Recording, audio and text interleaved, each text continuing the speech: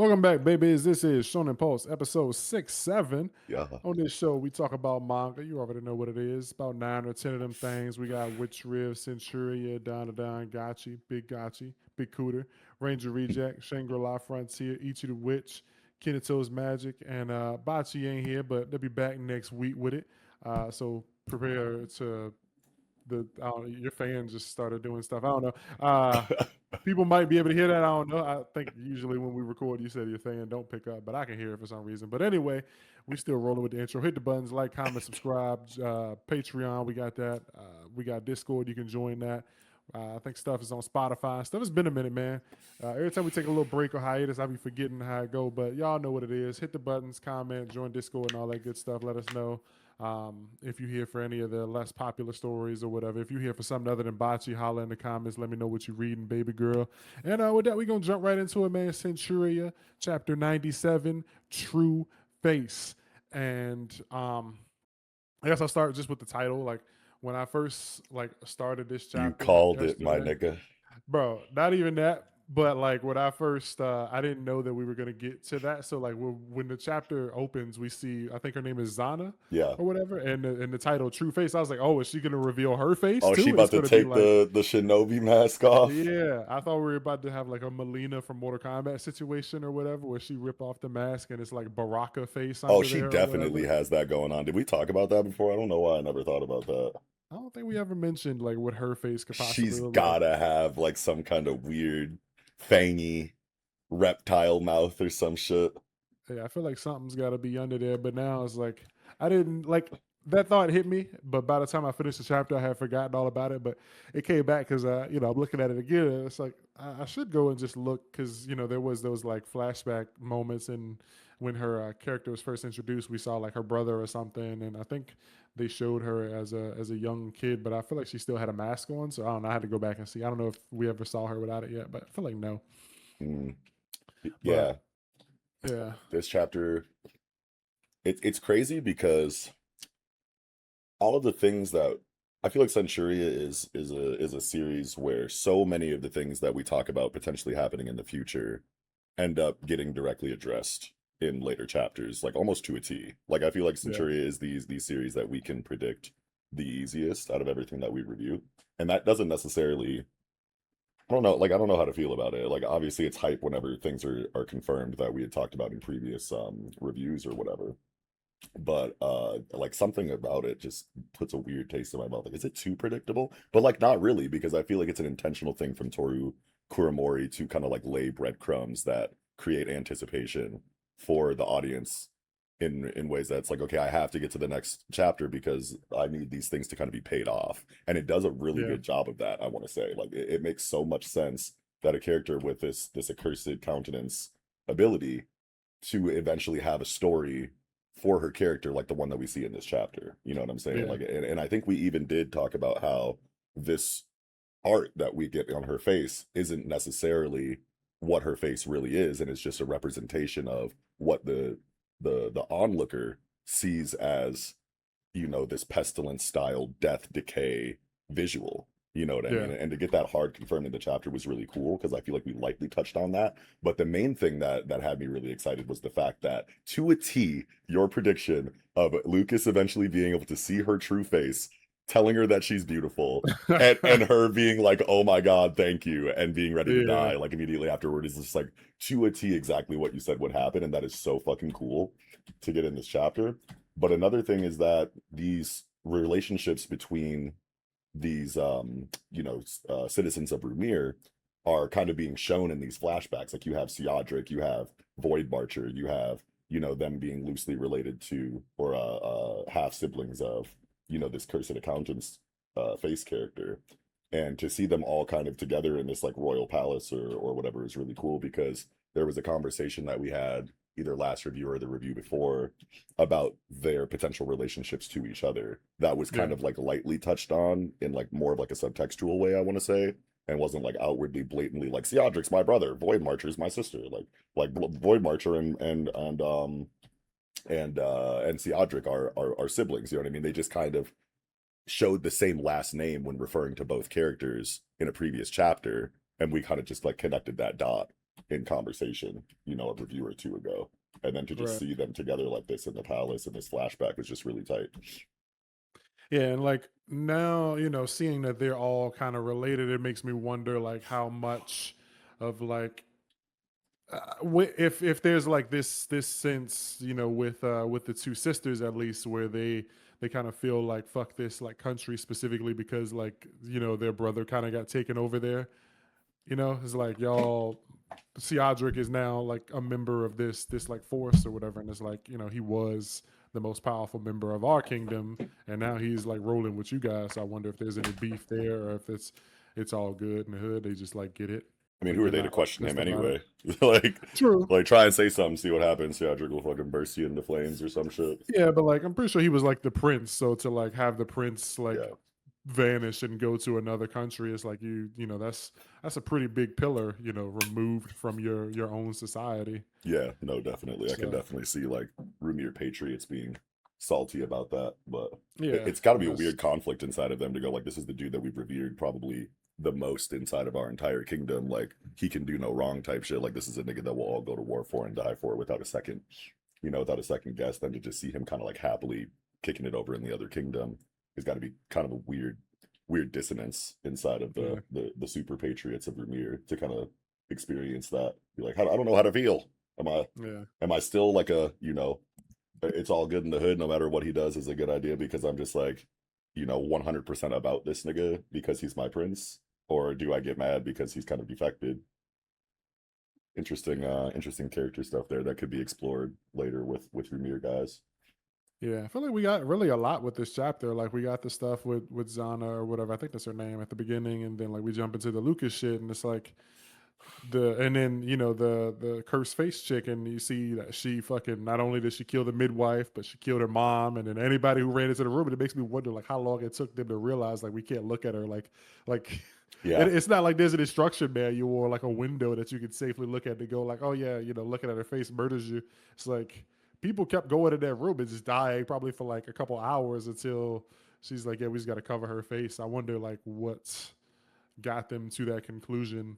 yeah. Makes Maybe sense maybe that she was still everybody. crying. It makes sense that everybody that died did die. You know what I mean? Because you're not going to immediately know that the reason why you're dying is by looking at the face. But after so many people die, eventually you just say, okay, let's just stop going in the room for a minute and talk about this. And then you put a whole bunch of minds together and come to a certain conclusion. Then here you have Void Marcher, like just cover the face up and see what happens. Yeah. And it's like, man, so many people probably had to die before you are eventually correct about what is killing these people. Yeah, and it's like I wonder if like when they finally do get there, it's like they probably like blindfolded themselves and just walked into the room like just walking towards the tears until they like found the baby and just put something over her head or Right, whatever. It's right, like, 'cause how do you not only do you not know what's causing it, but now you also don't know, how to stop it. It's like you're gonna look at the baby. You can't help it. exactly. So Yeah, looking at her just blast your face. I thought it was crazy that that it's revealed that all these guys that fight under her were made blind or whatever. Like yeah. That was what I was just about to talk about. I thought that they had just found blind warriors that just so happened to have gifts. And then this chapter is like, that's not as likely. You know what I'm saying? So yeah, you really just cut all these niggas' eyeballs out for the sake of me, and that's crazy in and of itself. Which it kind of I feel like as much fun as we made of this jobber crew or whatever, what they represent thematically when it comes to loyalty and patriotism and just people being down for a certain cause and willing to put their lives on the line for it. I think that this group throughout this arc has just shown really good writing in that regard. As funny as they kind of were when they were first introduced, this yeah, is a really cool group of of warriors or whatever. You know what I mean? Like, for them to be this steadfast in their outlook and this ready to put their lives on the line in many different ways. Like, yeah, sure, slice my eyeballs out. Like, yeah, sure, send me into a conflict where I know I'm going to die, whether I'm successful in my mission or not. And then on top of that, the really cool abilities that we see them use in combat and whatnot. I think they're really effective as a group of characters, as much as we've kind of roasted them for being jobber weirdos or whatever, but with weird ass names. Like Yeah. this is really good shit, for the arc or whatever. Right. And I wonder like how like if this was all their first missions or if they've been on multiple missions. Like I know at the start of this one it was like, this there won't be any, glory in this, like win or lose, you're gonna be killed or whatever. You're gonna be executed once they find out what happened. So I see it seems like this mission specifically is the one where they're being told like you're gonna die. So I wonder like if they all got to go on missions before and it was really a great honor. It was like, losing our eyes is nothing because we get to fight for this elite squad. Like our commander, if they look at her, she's dead. And we could just fight we could fight our hearts out. Like they could Yeah. fight their hardest knowing that their back is covered by just straight death. Yeah. And for a character like, the cursed face woman who got pretty much no writing before this chapter and then dies at the end of this chapter where she finally gets her writing, the writing is still so potent on like a character level for her because now that we have had so many chapters building up the patriotism and just how zealous these blind warriors are and down for their cause they are, to show her kind of have this writing on page, what is this, 12, where she's like, I'm sorry, you must resent me, you lost your eyes just to be at my side, and she's like, and they're like, it's an honor, you are our lady accursed, and in her mind she's like, of course, what else could they possibly say? Like they have to say these things, like I am in Right. this position of royalty to where it doesn't really matter what happens, they can't be mad at me because I'm just that important to them and Rumir and our and our country and what our country stands for and shit like that. But that still kind of like weighs on her as an individual to know that so many people are willing to throw their lives away for me and they don't even know who the fuck I am. Like Right. it's literally just my position and the luck of the draw that I was born to these people and they were born to other people, that they have to die and I have to be served on hand and foot and worshipped basically. And they literally can't even see. Like like for all they know, this could be bullshit. Like she Yeah. might not even have nothing. Like they removed their eyes, and there was like, you're gonna fight for this woman whose face like would murder you. It's like, bro, I don't even know if that's true. Like this might just be cruel and unusual punishment. You might have just removed my eyes and made me fight for a normal ass bitch. Like Right. they Yeah. don't know her face, because it's not like it's giving off a sound or like they probably can't feel it. It's just a regular face, so Yeah. it's not like They they just ever have had the to chance to they, look. they just got to take the word for it, and that is another Yeah. aspect of it that is pretty compelling too, but it's just for all of her writing to come in one chapter and then she dies.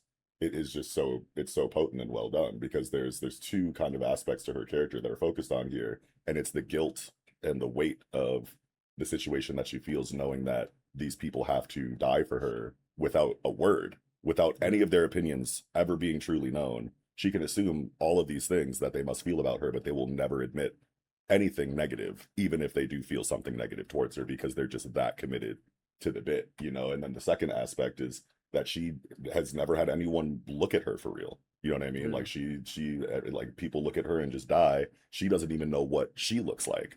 You know what I mean? Like that's a lot for a person to have to deal with. Like since birth, she is so far removed from the average person that she's probably wondering who the fuck she even is, all the way up until like her last moment when Lucas is like, "Oh, you're just a person, and actually you're kind of pretty." You know what I mean? Like Yeah. that's all she needed to hear, and her entire character arc is wrapped up, and she dies, and it just feels so complete. And that's so impressive that Toru Kuromori is able to do that in a chapter with a character. Yeah, I think he did a really good job with her character. I enjoyed it. I thought she was, I didn't really care too much about her before. I thought the power was cool, but yeah, this chapter definitely, like you said, wrapped her up really well, and I can't complain. Like Yeah. pretty girl. I wonder, like, there's no cameras in this time period, but like, what would happen if someone took like a picture of her face? Would it still show crazy or whatever? Like, And then you look at even the if picture, is it over? Oh my yeah, God. yeah, yeah. Or like, I mean, in this case, like even if somebody showed her a picture of herself, like she wouldn't even know who it was because she's just never even seeing your own face is crazy. Like you look in the mirror and you just see death. Yeah. It's like, damn, I can't even kill myself because it don't work on me. Like, not only can I not, see myself, but I can't even kill myself with my own power. Wild.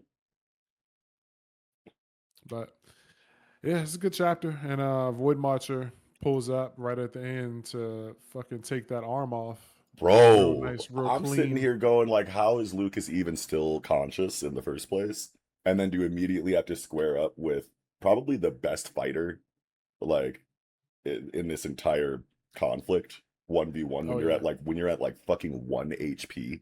It's just fucking crazy. Yeah, because he was talking about like, was it this chapter where he was like, can't even stand or some shit, like could barely breathe, or was it? Yeah, this dude's been running on fumes, like moving through sheer willpower. I'm surprised he even had the strength to cut, this lady's head off right before this. And Yeah, he says just standing here is wearing me out. Yeah, yeah, and then all of a sudden it's just Dark Souls boss right after all of that. yeah. Fucking You're Elden Ring like boss, like you beat one enemy and wonder why the fucking the boss room doors hasn't opened up yet. It's like, bro, it's like I'm supposed to be able to get out of this bitch. Another yeah, one jump from the ceiling. yeah. He sliced Shorty's head off and immediately heard like orchestral boss music. It's like, wait a minute. The saxophone started playing. Yeah. Yeah, she came and just effortlessly sliced his shit off. That last splash page is so fucking gas, bro. Yeah, because like, Like now what? yeah, now what for real? Like, is he just about to die, bro? He missing an arm. His sword's gone. Like, I know he can make a shield, and I guess he can like conjure a spear. Because he's probably gonna do that centaur shit, whatever that was Yeah, when he beefed up. But like, does he have the energy for that? I need to know the conditions to whatever the fuck that was. yeah. That'd be crazy if Lucas dies in this arc. I feel like it's not likely Yeah, I think somehow. it's way too soon. Yeah, but I feel like his character still has a lot more that he needs to do before he's actually killed. I'm sure he will die before the end of the series, one way or another. But yeah, dude, what do you do now? And it's like Yeah, Zana. It's like, do we switch perspectives after this and go back to Zana? Because why would you start this chapter off with Zana and who she's about to square up with, just to yeah. completely focus on Lucas versus Void Marcher or whatever the fuck ends up happening with this situation and not go back to Zana. I feel like next chapter has to start with what Zana is doing, otherwise there's no reason to put her in the beginning. So that's kind of sad because this last page is such a crazy cliffhanger. But I mean, I want to see what Zana got to do. I want to see what she's got in her bag against these other fighters. So it's fine. But Plus, like, yeah, I mean, she's got to face these two other fighters. It's a 2v1, but like Diana and Titi are here. So is there gonna be some crazy shit? Like, is Diana gonna fucking pull out a shadow ball or something? Like, are we gonna get some upsets, some sort of surprise in this battle? And also, like, where is Lalawag? If the Void Marcher is here, where the fuck is the propagator? Where is she? Like, is she on the way? Is she fucking yeah, creating a fucking amalgamation of fucking bodies? Like, what's she doing right now? Where's Julian? where's Because Julian Theodric? dusted them niggas. Yeah, where's Theodric? I mean, Julian dusted that other group like 6 chapters ago. Like, is Right. he on the way? Lacrima should be on the way too. Yeah, Lacrima should be here any moment now. Yeah, so that's definitely who's pulling up to help Lucas for sure. She'll probably reattach his arm with some kind of like water, reattachment Yeah, situation. I don't know how that works as far as like nerve endings and shit like that Artorias here goes, but too. Andatoria is here, so I mean, like it's not hopeless, but it's just so crazy that this arc has kind of been fleshed out to the degree that it is, and all of these things have happened because it's like we're still building up to Julian versus Theodric after this. Yeah, So it's like if that's going to be the bookend of this arc, and everything in this arc has happened the way that it has so far, like this could be one of them big ones, bro. You know what I'm saying? This yeah. could this could be what we needed Centuria to do, what we've been talking about, the kind of arc that it's needed, pretty much for its entire run. And we're going towards chapter 100, in 3 chapters. So it's like, Right. I think it's doing the thing, bro. Yeah, imagine, man, like we're at the end of a fucking huge fight. Like the battle ends and it's chapter 100, and Seadric pulls up. He lands in like Hikari did when Yo. fucking what you would call it was killing Panda. Like he Yeah, just yeah, fucking crash lands. He's like, "What's up, bitches?" yeah. Then the next fight starts. Yeah, Oh my God, man. God, I want to know. Well, fuck, because it's still got that fight with Julian and Seadric still has like a specific date and time. I keep forgetting that. And I don't know how close true. we are to that date and time. I doubt, that it's to tomorrow or today or whatever. So yeah, it's just Yeah.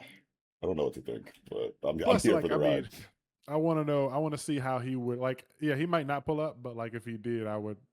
We would see how he would react to his siblings being killed. Like if he pulled up right here, right now, it's like, damn, you killed my sister, the Void Marcher. You killed my fucking death face bitch. Like, okay, I gotta dust you niggas, yeah. Like, I ain't seen them in a minute. I ain't talked to them in a minute. When I And finally first, pull up, you've murdered yeah, them. Like, you killed them both. All right, bro.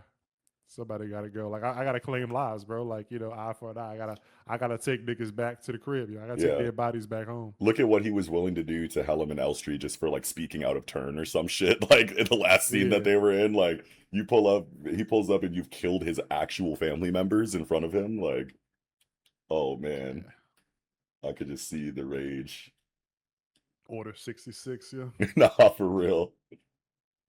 They could just wipe out everybody, but nah, yeah, I really want to know how Void Monster got away. Like, did Lalawag just let her go, or was there like? Well, Lalawag told her like, go square up with my Black Knight.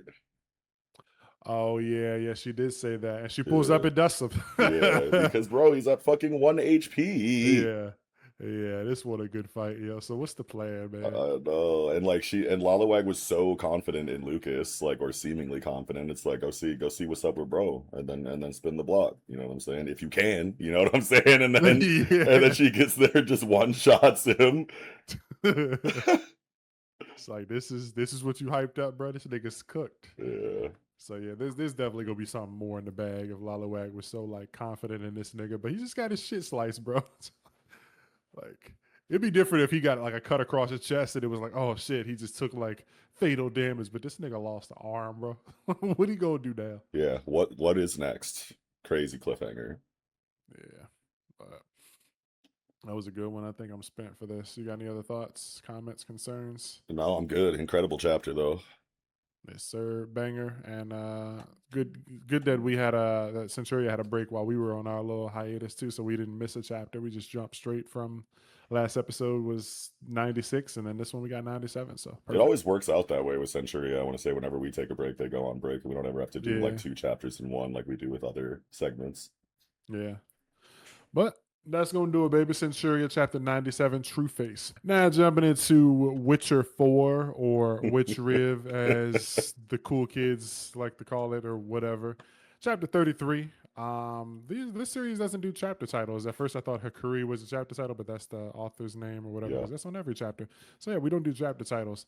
So yeah, baby, jumping straight into it. Well, we didn't have since we were gone last week, we missed that conversation, but it pretty much went like this chapter kind of went the way I expected. Like after looking at last week's, like when she found Relude or Reloud or whatever, and they went looking around the town, and then the string pointed to the door, and when they went in the door, it pointed to the door. I was like, oh yeah, there's probably some kind of like world within the door, some kind of silliness going on. Maybe it's like underneath the door, like she's gonna like look under like the fucking the door stop or something, and there's gonna be like a crack or a portal to another world or something like that. But this was along the lines, but it was definitely a lot more interesting, and it felt like a JoJo's kind of thing. Yeah, I just Uh, love like the kind of the logical breakdown of what could possibly be happening with the door and all of the trial and yeah, error and experimentation that they were doing with the door, which is a really good vehicle for them kind of having to think more about their ability and what applications that they can use their ability in, or situations where they have to apply their ability differently depending on yeah, what the situation calls for. It was a really good vehicle for that. it And was huge. that's what I love about Witchriv is that it's making a point to go, this is our ability, this is what it seems like it can do on paper, but the more you understand about it, the more situations you're put in that make you have to think differently about your ability and how it's applied can kind of expand the breadth of applications that you kind of have with it on like a creative level. And this is what I come to these kinds of superpowered stories for personally. You know what I Yeah, mean? Like I eat this kind of shit up. And it doesn't always have to be combat, as this chapter kind of focuses on. It's like, okay, this is a very confusing door. We can go in, we can go out. When you close the door, the person on the other end knocks on it, pounds on it. I can't hear it from my side. What does that mean? How can we use our powers to figure out what that means? And I just love the cerebral nature of figuring out how to deal with something with limited faculties. yeah. It's really good. Like, we know that is it no what's her name, Nona or Mira? I can't remember which one she is. She's Nona. Mira is like the weight, like gravity, like one Okay. that went with the bureau, and then Nona is main character. Yeah, Okay, so she's no, yeah. So I mean, we knew that she had already been kind of tinkering with her ability and figuring out other ways to do things besides just stringing shit along. But like Relude or Reloud, he had definitely needed some like experimentation under his belt because every time he's used his ability, it was just like very you said, he's just been straightforward. doing it. Yeah, like making wheels for a car or Yeah, rolling a big wheel down the street. So like him yeah, experimenting and testing out different speeds and sizes is big. So now we're gonna start seeing him do all kinds of crazy things. Like maybe he can fucking, make little tiny wheels and trip somebody up. Like when yeah, somebody's, walking into a room, he give him heelys or whatever. It's yeah. like we can see all kinds of cool applications for his power now. And like this one specifically, like it was so easy for him to fuck up. Like we saw him fire and, break a hole in the wall. And it's like he could have if he had hit that doorknob with too much force, he could have broke the door and like they had no way to get in there. Exactly. And needing Mhm. Nona to kind of be the one to let him know because of the setup that she's had throughout the series so far before meeting Relude and after meeting Relude, to where she has had to experiment with her ability in these, creative ways to figure out more about it. Now she is, the one that who can tell her little nigga, like, no, you got to do it like Yeah. this. And it reinforces her role as the main character in moments like these. And it just feels really good. As far as Relude kind of finding new applications for his shit, I can't help after a chapter like this, but especially because you just said the comment about, giving nigga Heelys or something like that. There's an ancient Chinese myth in Chinese mythology. Have you ever heard of like Naja? I don't think so. He's like the dude with like the spear, and like I played a lot of Smite back in the day, and he was a character that had a spear and like a long like sash attached to the spear, and he could do like long range like crowd control shit like with the sash and kind of snare people and shit like that. But Oh, is he a his snake? no, his main thing is like windfire wheels. Like he has wheels on his ankles that like allow him to kind of like skate through, skate on the ground and like, skate through the air and shit like that. And I can Mm. definitely see Relude later after like tapping into more of his potential, giving because he makes a comment to say like when I can't turn the wheels. Like when I spawn them, they go in the direction that I spawn them for, unless some other kind of like outside factor on like a physics level, can make them go backwards or whatever. If he puts smaller wheels on his feet and then his body is what's causing the turns and not the actual wheels themselves or whatever, Yeah. I can see that being, like a movement ability, in the future. I can just see his fighting style evolving on like a Naja level in that way later on in the series. And that's just really cool to think about. I don't want to like say, too many things that are going to create like a potential man meme for Relude or whatever. I fucking Right. hate that that's like a thing now because like discussing the potential of characters in an ongoing story is like really fun for me, and the internet has kind of like ruined that. But yeah, like that's just tight to think about. Like I could just see him in a fight later giving himself windfire wheels and just fucking skating on niggas, bro. That'd be Yeah, like so inline dope. rollerblades. Yeah, that'd be Yeah, fire. Like we yeah, see him skating up walls and shit. Like that could be really cool. yeah, And dude. yeah, I mean, like you said, the potential man thing is definitely like ruined. Fucking like there's always somebody there to ruin. The whimsy, the wonder in these like conversations. It's like it's fun Yeah, to think about like what where these powers can go or whatever. So it's like yeah. fuck the Wonder Man conversation. I mean, not Wonder Man, but the Potential potential man man. conversation. Yeah, It's like, yeah, bro. it's cool to think where he could go. Like he's a level 1 wheel nigga. Like when Yeah. he's a level 100 wheel nigga, like what's he gonna be doing? It's got to be cool. The internet has just like ruined so many like fun things about like what we do. I mean, it's not going to ruin it for us, but like it's like Yeah, yeah, it's never going to do that. But just like online discourse, it's just like okay, so we can't talk about subtext anymore.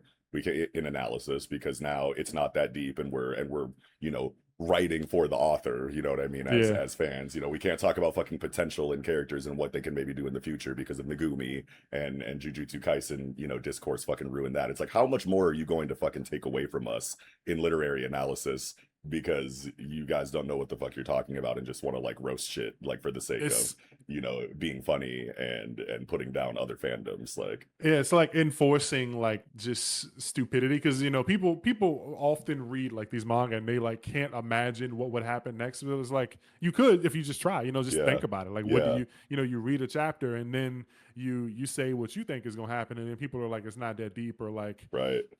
when one of my friends caught up on JJK during Shibuya incident, he was like, I can't imagine this story is going on for much longer. And I was like, what do you even mean? Like, Yeah, I was like, Gojo literally got sealed. Like, what do you think the stories is over? Like, there's right. so many places this story could go. And people just like three-way battle with Ranger Reject. People were like, yeah, this is the last arc. And it's like people they think inside the box. They can't imagine anything outside of that box. And They when need you to, try everything to, spoon fed, or else they think that yeah, you are just making shit up for the author because you're glazing them or something like that. We can't do thematic analyses anymore because of the themes and such meme. We can't talk yeah, about like philosophical references, inside of characters and inside of plots because of the Hunter x Hunter, Nietzsche and shit meme or whatever. It's like intro to Hunter x Hunter. It's just like a bunch of like philosophy books from history, like that kind of like ruin shit. So, and there's also like philosophy conversations inside of Bleach discourse that have kind of ruined that too. And it's just like, bro, we can't have shit. yeah. It's just we just gotta read Go Ooga Booga was fun this week. It's Yeah. like, no, bro, there's more to these shits than just fucking Then aura big punch. and aura, Yeah. aura and big attack and good drawing. Like that's all that it seems to be able to get praised without any fucking bullshit on the internet nowadays. It's so silly, man. Like And I'm like, sorry, you but I know, refuse even to turn my brain off when I'm talking about this shit, and I don't care how and it makes anybody feel, honestly. somebody could like clip the conversation and like post it on Twitter, and they'll somebody will like respond like, you know, they making shit up for the author or whatever, or like, you know, just potential man, like that'll Yeah, just be a thing, like a relude will just be potential man. It's like, no, bro, the series is 30 chapters. He just started doing new applications with his ability. There's potential for more. That's all right. we're saying. Literally. Just think outside the box, yeah. But yeah, no, this is really cool. I really love that we're getting more information on the Magic Bureau because, you know, when they're introduced, it seems like these guys are very anti-magic anything. Like if you use magic, you are the devil. You're going to hell. We're going to shoot you in the head. But then, you know, we get introduced to the guy in the last arc that was, you know, traveling with Relude, and we learn about like the magic tools with the boots, Yeah. and that like these guys actually have tools and they use them, and there's all these conditions to them. And then like we get this chapter, and it's like, yeah, we're using magic doors. This Yeah. nigga's got a magic lantern. Like It's they're cool when they actually do it. It's using, a problem yeah, when I do yeah, it. exactly. It's like I want to know how much is like how much these guys are like keeping secret. And um, did we talk about it last? I think we did. We talked about it last review, and I think I was saying like, what if they take Mirror Mirror back and there's like a mage who can like read her mind or something? I Oh, I don't mean, remember that, but if we've talked about that, then that's huge because that's definitely what's going on here. It's obviously a lot yeah, cooler than that, as we see in this chapter, because right. they just used a magic tool that does a really cool thing, and we have to talk about it, itself, like the effect, the concept of Yeah, that camera tool is just fucking cool. the camera is crazy. But before I saw that, like when they're walking up the lighthouse and he's like, "I like to verify just how truthful you are." I was like, okay, so they do have like a lie detector mage nigga like tied up or whatever, you know, Yeah, being fed Cheetos to comply or something. So I was like, oh, cool. So they do actually have a thing like that, and we actually are fucked. Turns out it wasn't true, but we are fucked. Like, yeah, how do we yeah. get out of this photo album situation? And like, if this nigga can look at the album to look for what he wants, he's clearly going to see that they are mages. Yeah, and that's massive. Because Yeah. obviously Nona and Relude are on the way, so he knows that two mages are coming to help them. So that's got him probably licking his chops, like hell yeah, it's time to kill some mages. But and it's just so funny that how quick they are to use any magic that they can get their hands onto. It's very much so like a rules for thee, but not for me kind of Yeah. situation, which you see a lot in these like fascistic, like totalitarian regimes. That is kind of being criticized inside of Witchriv, which is just really relevant thematically for what's going on in the world today in a lot of areas, which is Yeah. just a really good subject to touch on whenever it is. And one, yeah, like this arc is about to be crazy because how the fuck are they going to get them out of this book? There's probably some kind of caveat or whatever, or some kind of condition to kind of break the magic tool, just like we saw with the lock monster and just like we saw with the with the sand monster from the previous arc and whatnot. So they're going to get them out of this book, and then they're going to have to deal with a magic tool monster of some kind related to this memory photo album, which is something to look forward to because those kind of fights are always really cool so far. And yeah, I'm just really excited about where it's going right now. But just the idea of the camera taking a picture of you putting you into a different like pocket dimension that you're trapped in and turning your memories into a photo album is just such a cool idea. Yeah. Like when I saw this last page and they're like standing with all these other people, I immediately just thought of like the Promised Neverland, and they're like trapped in this world here that they, the people here don't know anything else exists. They think, they're laughing and smiling and, skipping and picking apples from the tree and shit. They don't know anything else exists. This is their Promised Neverland to them. They don't have any clue that they're trapped or anything. So I guess over time you start to like lose yourself, and Just Mirror like Mirror and Kathy Magatia would. Space and Ranger Reject. Yeah, yeah, where they fucking become employee of the month or whatever Yeah. in that bitch. Yeah. Yeah, this is really interesting. I wonder like what the process will be. Maybe if they break the camera, that'll like change all the photo albums back into people. If so, that's a lot of fucking people, dog. Like if they do, like if they end up reverting it before defeating this dude, because I imagine they're gonna fight this guy. Oh, he needs to Like die. Very, very yeah, painfully and slowly. I can't wait. This dude and sucks. like if they pull up and like save the people, like I'm thinking like if they break the camera and then a million people appear, like they could just stomp this nigga out with a million boots, Yeah, for like real. he can't shoot all them people, Right. And I have to and wonder too, it's like, where is the Magic Bureau?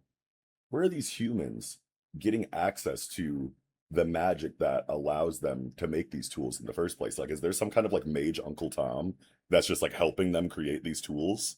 Or like, do they have someone fucking in a dungeon, like shackled that they're torturing and like forcing to use their magic to help them make these tools or something like that? Like, I have to wonder, like, this, do they have like a mage Uncle Ruckus that's just like, yeah, give me the money and I'll be a house nigga and help you make these tools to yeah. to hunt my people down or something like that. It's a very interesting situation because it's like they have a lot of these. Yeah. They have a They lot of got these like a whole tools. space set up. Yeah. Like he used that lantern, took them to this door, went with the lantern into this other world, into this lighthouse, and he had this whole shit set up. It's like Right. this was planned. He's brought other people here before. I feel like it's probably going to be like a Jesse Pinkman situation at the end of Breaking Bad, where they got a nigga like chained up, like Cooking the make us meth. tools, yeah, Yeah. just make us tools, and we just go give you food and beat your ass. Just keep making the tools. But Yo. I think I think it would definitely be more interesting if it is a guy who is just kind of on their side for some reason. Like maybe he was wronged by a fellow mage and just decided like fuck it, I'm a side with these niggas to spite my own kind or something. Yeah, wild. Yeah, there's a lot of places it can go, and it's crazy because I like at the end of last chapter I was like, yeah, I have a feeling I know where this chapter is gonna go. I was like, yeah, they're gonna go into this door somehow, and then this chapter ends, and I'm like, I have no fucking clue how they're gonna get them out of this world. Right. I'm Like they're very confident in the mangaka's um ability to capitalize on all of the plot threads and concepts that they kind of set up and to pay them off. Like, well, this is the series that very much so seems like it has a really good idea of its identity and where it wants to go. And it's very quickly becoming one of those series where I'm just like, yeah, I don't have to question it at all. You're just going to show me what you're doing and it's going to be tight every time. Yeah, that's another thing I was thinking about too, where it's like this is definitely a ambitious, type of arc. Like the way this arc is going so far, having, this alternate reality exist within like another dimension, and then having, this guy put them into another, even like a deeper layer of this like other dimension. It's like this type of Inception. arc. Yeah, yeah, it's definitely some Inception type shit. It's like this is not something that you would see from somebody who is going to get axed in 10 weeks. Right. Like this is probably going to be one of those arcs. Like at the end of this arc, I feel strongly that we'll probably be like this might be one of those like, okay, it's time to scream from the rooftops. Everybody need to be reading this. But a lot of people are already reading Witchriv. It's very popular. Good. But like if it wasn't already like super popular, this feels like the type of arc where like the popularity will boom after this. Hell yeah. Any Witchriv fans that are tuning into these segments, I don't know if we asked last time that we dropped an episode. That last episode didn't get as many reviews as our, or I mean, as many views as our episodes usually do, unfortunately, because that was, I feel like, a really good episode. But any Witchriv fans, like, make yourselves known in the comments. I just want to see just how many of you we have, if you're willing to. Yeah, for sure. Yeah, if you're a Witcher 4, bro, drop that shit in the comment. Just W4, yeah. W4. Yeah. W4. Hell But yeah. yeah, no, this was a great chapter, and last week was a great chapter. Every chapter is a good chapter. I'm ready for more. I still haven't hollered at V because I got to see what he didn't like. I think he might be on board now, but I feel like for a little while V was saying that he didn't like the series or thought it was boring or Yeah, I something. think I remember you saying that. Yeah, we should hit him up about Yeah, that. yeah, I forgot to ask him, but I'm probably ask him tomorrow or something because I think Witchriv is a I think Tuesdays. No, it's a Wednesday series, Wednesday or Thursday. I forget. I'm just saying every day of the week. It's a Mhm. fucking Sunday. So I don't know who fucking knows. But yeah, I'm a holler at him and see what he think about it. But yeah, this is a good chapter, and I am really just ready to see like how they get out of here and like I'm interested to see like the time they spend in this world too. Like we'll probably get Mira Mira and I think Kathy is her name, like their point of view in this world before Nona and Ralud show up. And when they do show up, like is dude just gonna be like reading the book, or is he gonna be expecting them? Like I can't wait to see how that works. Like, are they gonna surprise him and he's like shit, and he drops the book and like some people fall out or something? Or yeah, there's a lot of ways this could go. Hell yeah. And I can't wait to see what they do. Yes, sir. That was Witchriv, baby. I think we squeezed out chapter 33, and there ain't no title. Now jumping into Dandadan chapter 241. We missed 240, but we can kind of basically just gloss that over to the kids found the dinosaur that Gigi was in and they spit him out. And the dinosaurs like Gigi because evil eye is terrifying. So yeah, how you feeling about this one, man? Yeah, I don't so did the what caused the oh yeah, no, he can willingly transform into Evil Eye and back and forth, and they can do like a hybrid kind of thing before too, because I'm just remembering like the water being the catalyst or whatever for the transformation in the original Evil Eye storytelling earlier in the series. Yeah. But I guess I'm just kind of like wondering what triggered it. Like, was it the stomach acid or whatever was going on Yeah. inside of the dinosaur that kind of triggered it this time? I'm not sure. Like, how did it not trigger it earlier than now? If that is the case, I was just really confused as to what kind of caused the evil eye to come out here. It might be a situation like that where maybe because I feel like Gigi probably would have. Uh, so yeah, I was gonna say maybe Gigi might be like unconscious or something, and Evil Eyes keeping control of the body. But if Gigi is aware that the dinosaurs react this way to Evil Eye, he probably is like not unconscious and just like is letting Evil Eye keep control because the dinosaurs will obey him. He Yeah, probably won't obey Gigi, but they'll obey the Evil Eye or whatever. but So he just like, why not transform into evil eye anytime before this? Why wait until you're saved to make the transformation? I guess is my question. he was inside the dinosaur's neck, so maybe he couldn't do anything in there. Hmm. Yeah, I guess. Yeah. I mean, because it is like until they started melting in this chapter, whatever it is, a flesh and blood dinosaur. So he probably couldn't like punch his way out of it. Yeah, He I'm just doesn't have wondering, any like like, sharp objects. yeah, I guess. Yeah, I was just confused as to what triggered the transformation, Yeah, but it's definitely a valid question. hmm I don't know. yeah. Anybody in the comments, if they have an idea, let me know. Maybe I missed something. I don't know, but Yeah, yeah, I think it's cool about using the ogre club to kind of like punch them in the stomach and cause the barfing up of whatever they ate before is a pretty cool idea. I feel like you see those kind of solutions in these shonen manga like all the time. It's like, okay, well, how are we going to get them out? And then they just like come up with the idea, and then it just like works perfectly, like first time. yeah, Like sometimes it's like really convenient and it's like eyebrow raising, but like I don't know how to really say exactly what I mean here, but I just feel like you just always see characters in these stories like come to conclusions like that, um and then put that plan into motion like pretty often yeah.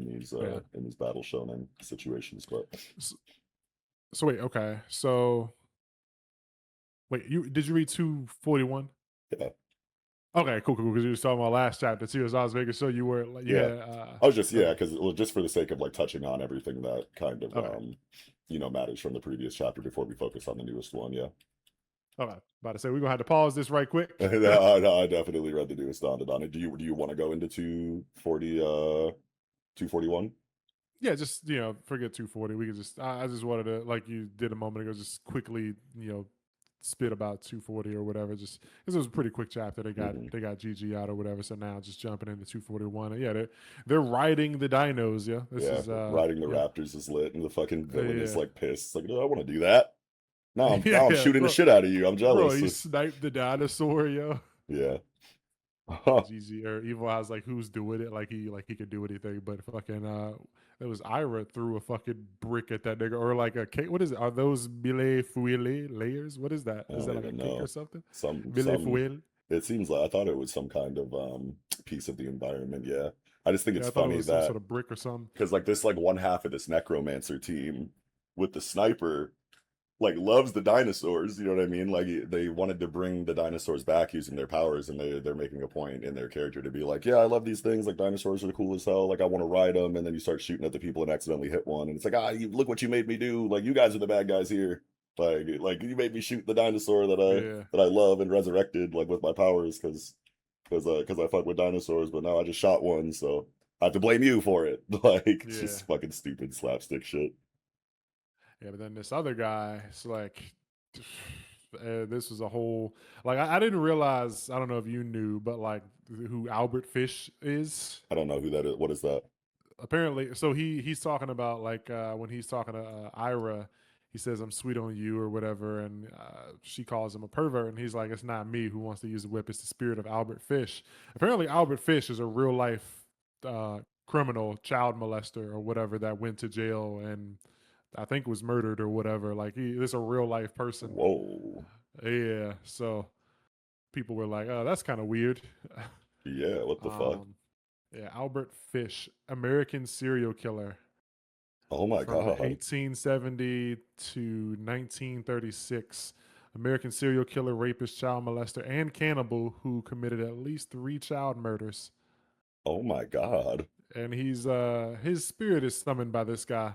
And Okay.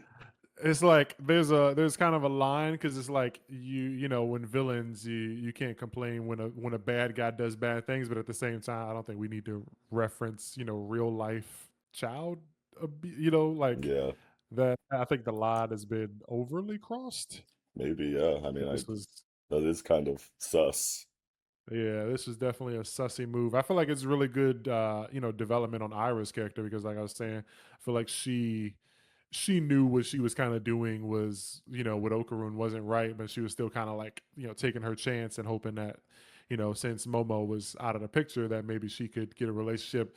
And it was like, people wonder if, she would actually grow from that. And I thought she would. And so it shows that, she clearly has grown from that. And she's talking about like, no matter how much you like somebody or, how beautiful you are and stuff like that. Like if that other person doesn't like you, it ain't shit you can do about it. So I thought that was really good for her. But yeah, Yeah. this dude sucks. Oh This yeah. this the writing around this guy just Very sucks. strange, very weird. And like Yeah, their like fighting styles like very being like sexual. yeah, very it's very similar like cuz he's like attaching the whip to his hair, right?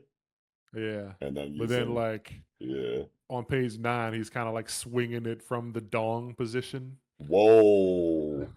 Yeah, and it's like Oh, yeah, yeah, god damn it.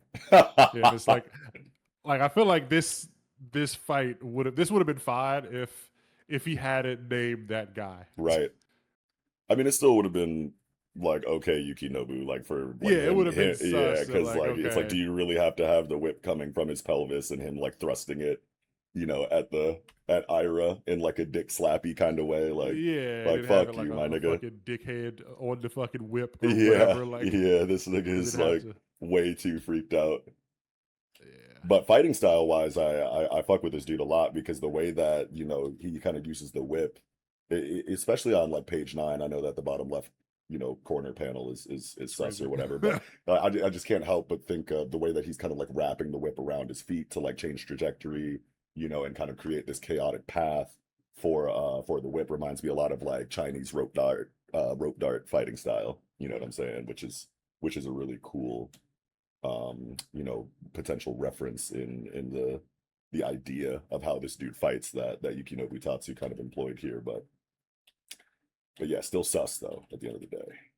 Yeah, and I think this is the second time that I've mentioned the guy from The Boys, who like Oh the big no. meat nigga, yo. Like I feel Yeah. like if he wasn't a fat guy, he probably fought like this too back in the day. But he was like big and overweight by the time we met him in The Boys, and he's just Yeah. carrying his dong around. But like I feel like that nigga was probably a vicious fighter with that shit, yeah, God back in the damn it. day.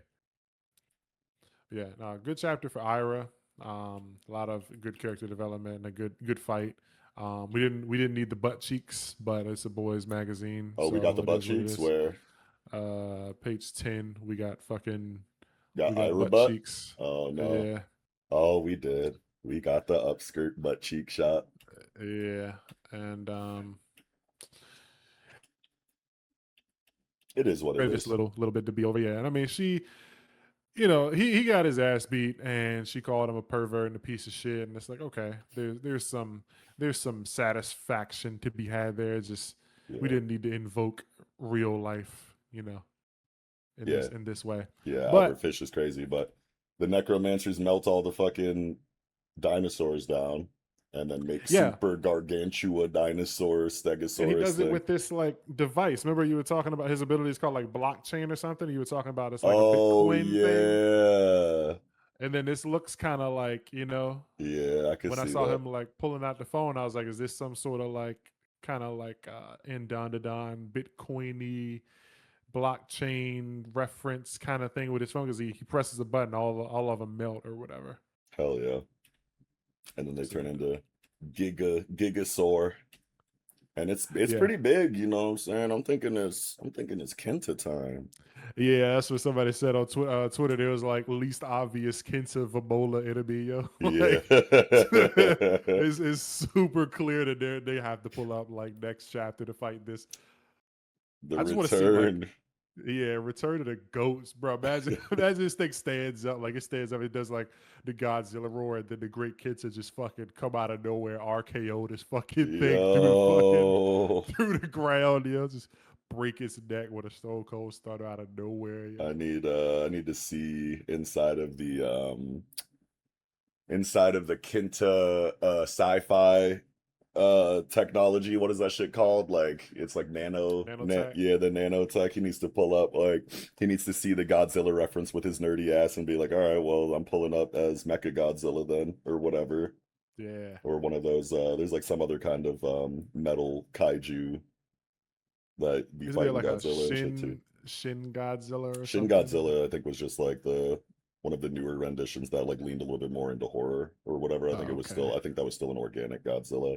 But there are like metal. Hold on, let me see if I can find Yeah, I remember Mecha Godzilla. metal kaiju Godzilla universe. Godzilla Uh, villains. Gigan, Mechagodzilla Gigan. Hold on. Kiryu, Mechagodzilla 3, Gigan, a fan favorite cyborg monster introducing Godzilla versus Gigan. Metal Godzilla, yeah. Are there Yeah. any Godzilla like opponents that look like a big samurai nigga or something? That Oh, could I'm be not good. sure. Big samurai nigga. Godzilla villains. Villains from Godzilla franchise, either humans or giant monsters through their line. Okay, yeah. Best Godzilla enemies. Jet Jaguar. What the?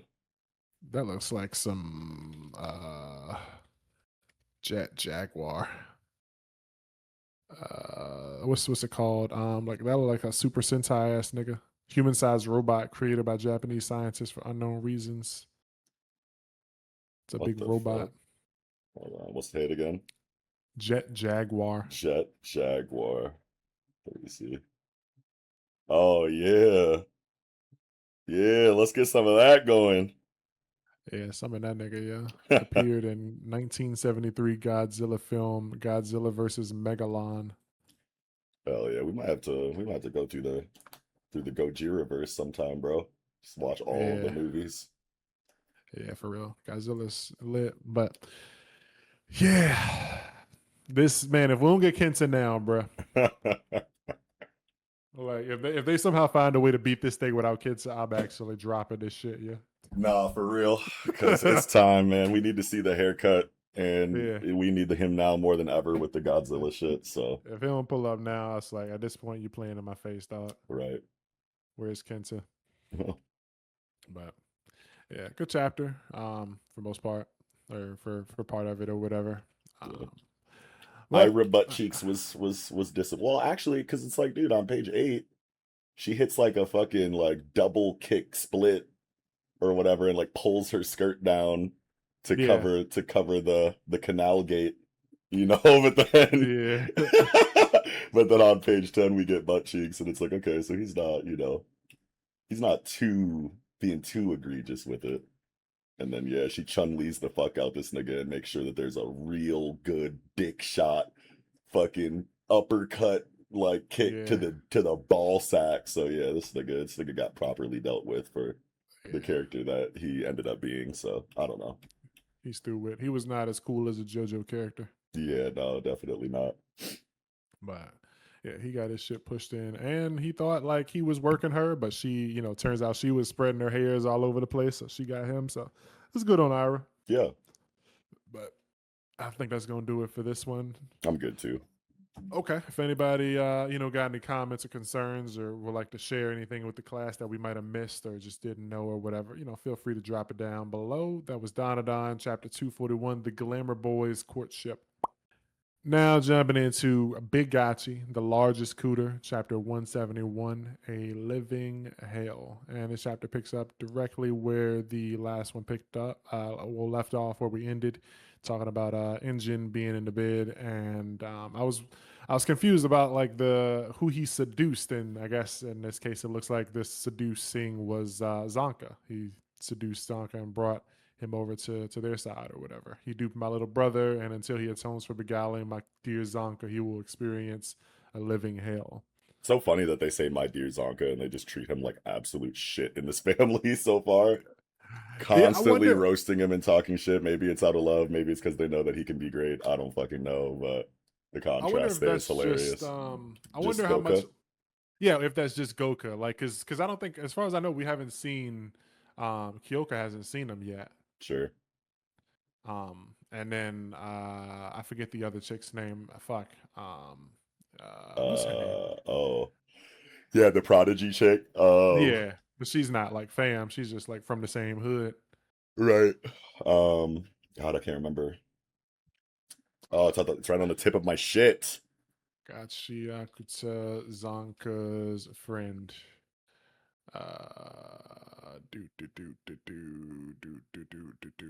What's her name? I am not going Fuck, to. dude. All right, you know what? Where's the relationship? Helgard, unaffiliated. Bro, what? Hold on. Here we go. Let me She's not a see. raider. It's not Kyo. Oh, Hio? Yeah, it's Hyo. Hio. Hyo, okay. Okay. Yeah, okay. I'm tripping. So yeah, she's Helgard, apparently. I don't remember her being wait, it says she's Helgard. Okay, whatever. So yeah, she not part of the family, but she gang or whatever. But Yeah. yeah, so short chapter. Yeah. They found Zonka after getting healed by Aisha or whatever, and he's got the fucking afro, and they're like just talking shit to him. Yeah. So he didn't he didn't use the mark or whatever, the graffiti mark to survive? Um, Like we were talking about that or whatever. I think it was Damo maybe. I think it was Damo that originally brought up that idea in our review when we had him on. I was like, dude, how did Zonka survive this? He's like, don't forget, he still never used that mark. I think it probably got used, but it's still like it doesn't put him at 100 health. He Oh, still, sure. it just keeps him from dying. So he still had like the damage and had to be healed. It just Okay. he didn't go to 0. He stopped at 1 HP basically. Sure. Okay. That's Yeah, fine. and I, then I wonder if we're ever gonna get writing that just confirms that. yeah, like how it works Or beyond like just like I just want a little piece of writing like, yeah, I never ended up, using my, my graffiti spell mark or whatever in the last arc that talked about it, but I used it here because I took a crazy fatal wound or whatever. Yeah. Yeah. And I mean there is this one shot on page 6 where fuck Rio is like walking up on him and you can see that it looks like his back, like the back of his shirt is kind of blown out, and maybe that's where the tattoo was. Maybe it like burned through or something. I thought the attack went right through his stomach and back or whatever. Because if you look on page 9, when it shows the flashback to when Mimo hit him with that flick, it is going out the back of him. Yeah, so maybe that's like ripping, like yeah, so maybe he had a big hole in his shirt and like because his whole midsection got torn open. Yeah, because you can see on at the bottom of 6, it looks like his shirt is kind of blown open in the front, so you can see like his abs or Hmm. whatever. Hmm. So yeah, I guess like the blast went front to back, and then he got healed from Aisha and didn't die from the thing or whatever. So yeah, Sure. that makes sense. It Yeah, that's tracks. fine. That's fine. I just want there to be writing dedicated to confirming that the mark had Yeah, something to do with it. Yeah. But yeah, either way, not that big of a deal right now anyway. yeah. But yeah, Yeah, we it got sucks the for yeah, Zonka is just like constantly in this like depressive state of like feeling like he's not doing enough because he's always going up against these enemies that either just like hard counter him in this, like just have these abilities that he can just do nothing about and that anybody would have an issue with. You know what I mean? But yeah, he's just so down on himself because he's the only one that be taking these L's and everyone else seems to kind of be accomplishing what they need to and fulfilling their roles in these missions and in these conflicts. But it's like, oh, I had to fucking 1v1 Jabber, the nigga who I can beat up all day and he's like a masochist that's into it, and then all he has to do is fucking like graze me one time and I lose. Like I don't have like a long range like fighting style like Rudo did that made him so effective against Jabber. Like Rio, I feel like would have a hard time fighting Jabber. I feel like anybody else would that didn't have, the specific power set that can keep a character at bay in the way that Rudo did. But Zonka just was the one that had to square up with him, and then it's like fucking angel demon, you know, uh, Elden Ring final boss Mimo versus Zonka, and he's just like, bro, I can't. Like, yeah. what the fuck, dude? I fucking suck, and it's like, no, you don't, bro. You just get He the got short heart. end of the yeah, like Yeah, you just get the short end of the stick, my nigga. Like, no pun yeah. intended, I guess, but One thing for sure, like he's never like been a bitch. no, never. He just gets the worst hands. He's basically like this universe's like Jogo. Hmm. He's going up against Gojo and Sukuna, but like he's not dying for it. Right. But like yeah, there's been so many moments where like we see Zonka and it's like, oh cool, like this is it. He's gonna have his moment, and then he gets dusted. Yeah, Yeah. And it's like, yeah, when in team fights where he has a role to play, he's very effective. Like when they were fighting the nigga with the sphere defense, like the big ball, like barrier dude, and like the girl who like has the baseball bat and like turns anything yeah, into a baseball or whatever. Like he played his part really well in there. And he's very confident. He handled that shit with ease basically and did his part. But when he goes up against, one-on-one enemies, like they just fucking get the better of him, and he's really down on himself for that. So we get this very big, moment at the end of the chapter where it's just like, fuck it, bro. I have to change. You know what I'm saying? He's ready to lock the fuck in. I think that we're done with Zonka Els after this. And I think that he will become, the character that we need him to be now. That he's kind of been pushed back down to kind of like rock bottom in a yeah. sense. Like I don't think Kairana, is going to make him go through that much more before he finally steps into what he needs to do or whatever. Like that's enough, okay? Yeah. Like he lost to Jabber twice and got fucking eviscerated by Mimo. Like that's enough. Leave my nigga alone. Let him do what he needs to do now, please. He's seen enough L's. Maybe he'll take while since he's in this Hellguard camp or whatever, maybe he'll spend some time training with them, like getting some of that like old school non-giver training, and learn some shit. Yeah, I feel like that coming out of this storytelling for a little bit of the near future, he will have very effortless W's against newer enemies that are introduced that he doesn't have. Like it's going to be a while before we get another Zonka and Jabber rematch, probably, and that'll probably go to a high diff, and then he'll eventually finally beat Jabber, and that'll be super cathartic and awesome. But Yeah, leading up to that, I feel like he's going to just get these very not effortless 1v1s against new enemies, but I could just see him coming out of some kind of training arc here or whatever the stretch of storytelling is going to do for his character to kind of like make him more confident and bring him back to, a state where he has a stronger sense of self and is a lot more um less depressed or whatever. And then, a couple missions from that point, he'll have these 1v1 fights that, he kind of shows that growth and is not just taking like these huge 1v1 L's, and then eventually it'll lead up to another Jabber rematch and he'll finally get him. I could see it working like that.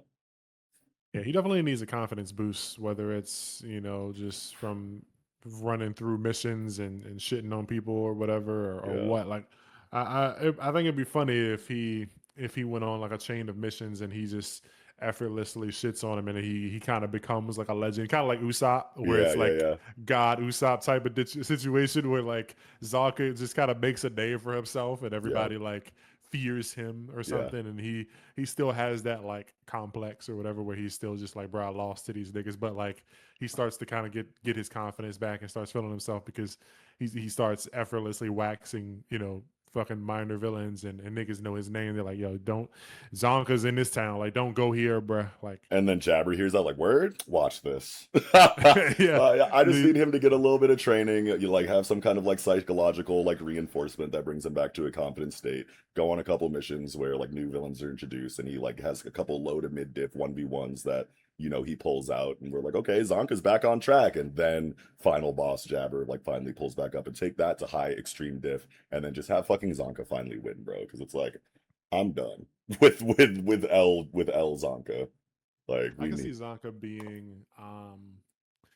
being like when he pulls up for his final fight with Jabber, it kind of being a fight where he like over prepares for, kind yeah, of like Crollo, the how he went into the fight with fucking Hisoka. Like he dodged Hisoka for like a year, and then when he finally agreed to fight him, the nigga had like 1900 things like set up. Like I can see him going into the next fight with like poison, like he's built up an immunity to poisons, and he's got like some like option for ranged weaponry, and he's just got he finds a way to deal with like everything that Jabber has done to him in the past, that he goes into the next fight like super confident or whatever.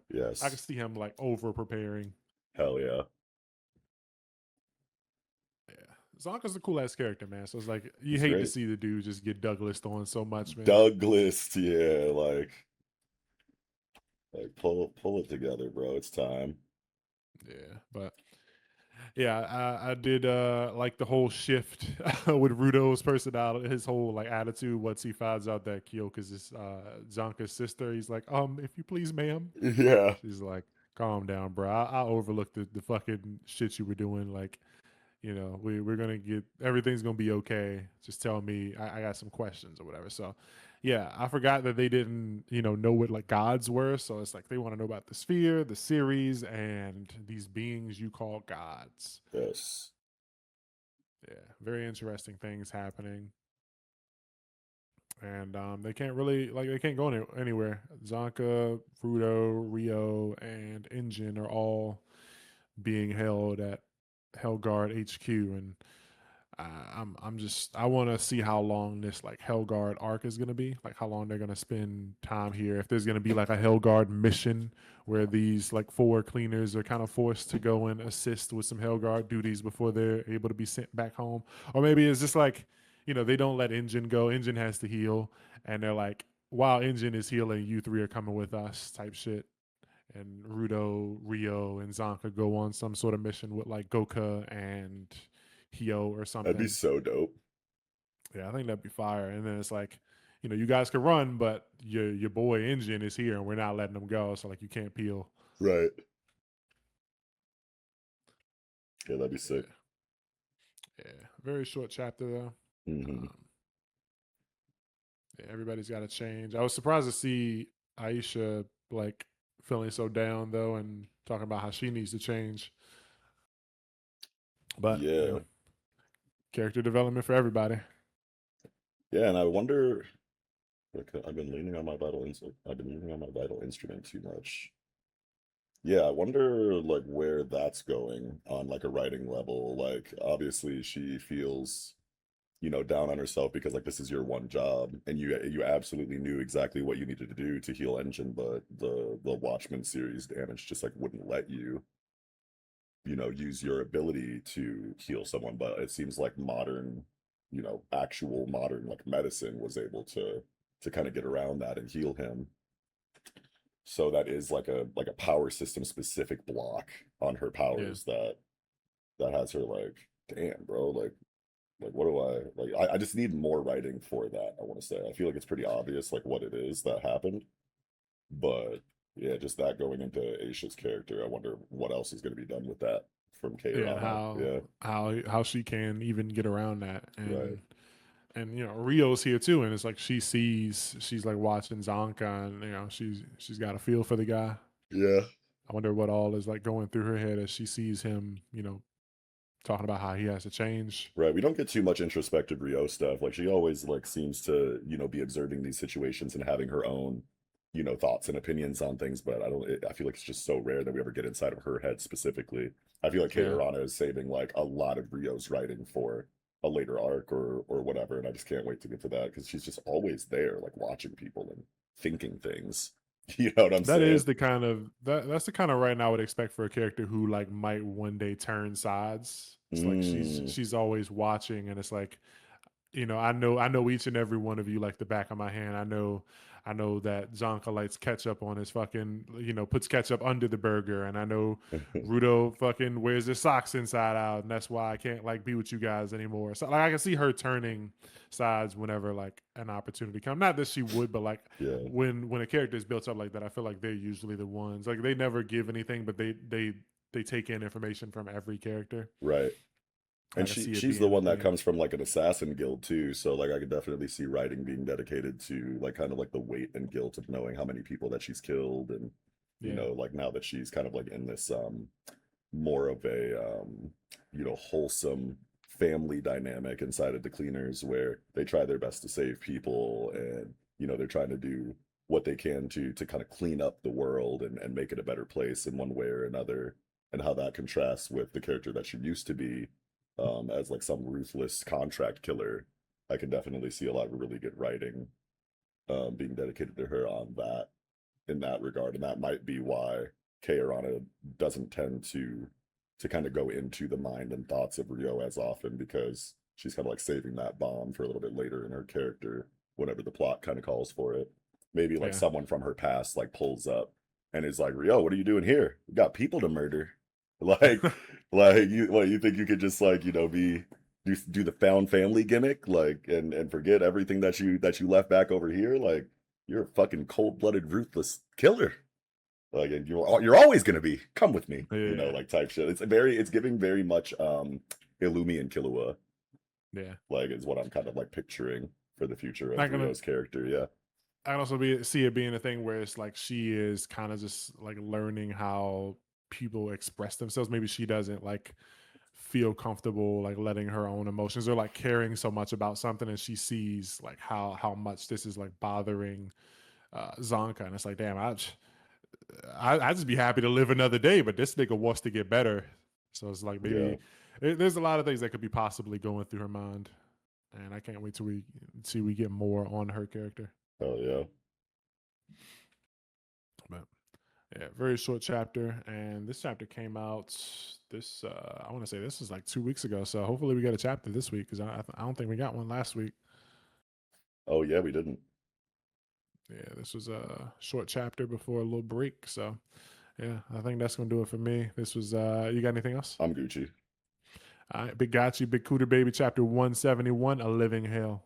Now jumping into Shangri-La Frontier, chapter 273.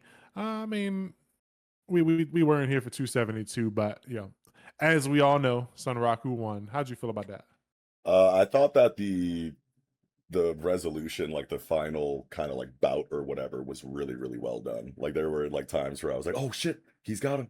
Oh no, she does. Oh damn, he does. You know what I mean? Like it literally came down to the wire where if at any point in time Katarina and Ryosuke Fuji wanted to say that this is the point where Sunraku won outright or Saiger 100 won outright, it would feel just as good. You know what I mean? Yeah, Either way, because like they really layered that that fight in a very compelling and creative and satisfying way, back and forth so many times. Yeah, You know what I mean? Like it truly was like probably the coolest 1v1 fight we're going to get in Shangri-La Frontier for a while. You know what for I mean? sure. Like it was real cinema. I did want Seiger 100 to win for the reasons that we kind of discussed in our previous Shangri-La Frontier review, where we talked about like what is Sunraku losing going to look like in this series if he ever is going to. That would have been a great moment for him to, and for all the reasons why. You could probably maybe go back to a previous episode and hear the thoughts more extensively or thoroughly or whatever. But I mean, him winning still isn't that big of a deal. It's not like I'm like, God damn it, you guys blew it. Like you should have made him lose. I'm angry Yeah, now. You know what I mean? Because at the end of the day, even though Seiger 100 was trying her best and wanted to win, her losing was still kind of a part of a plan that she had for the sake yeah, of branching off away from Schwarzwolf and making this new Black Blade guild. So and there was writing dedicated to Sanraku being like, okay, like so you kind of just like used me a little bit. Like I don't know how I feel about that. That makes the win feel kind of like gross. You know what I mean? So at least there's that writing there for it. yeah.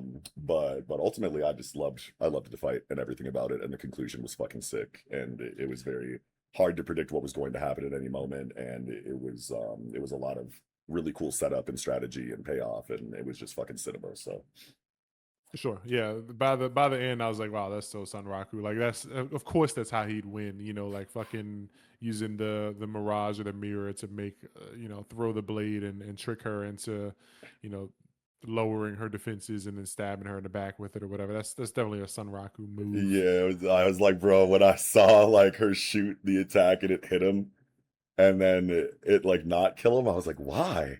And then like, and then when he referenced mirror fading, I was like, oh, no, yo, I was like, dude, yeah, like because I completely forgot about that move and how effective it is in PvE settings, obviously because they're fucking AI, and Yeah. and then I've even thought too, like in other times where he's used mirror fading to create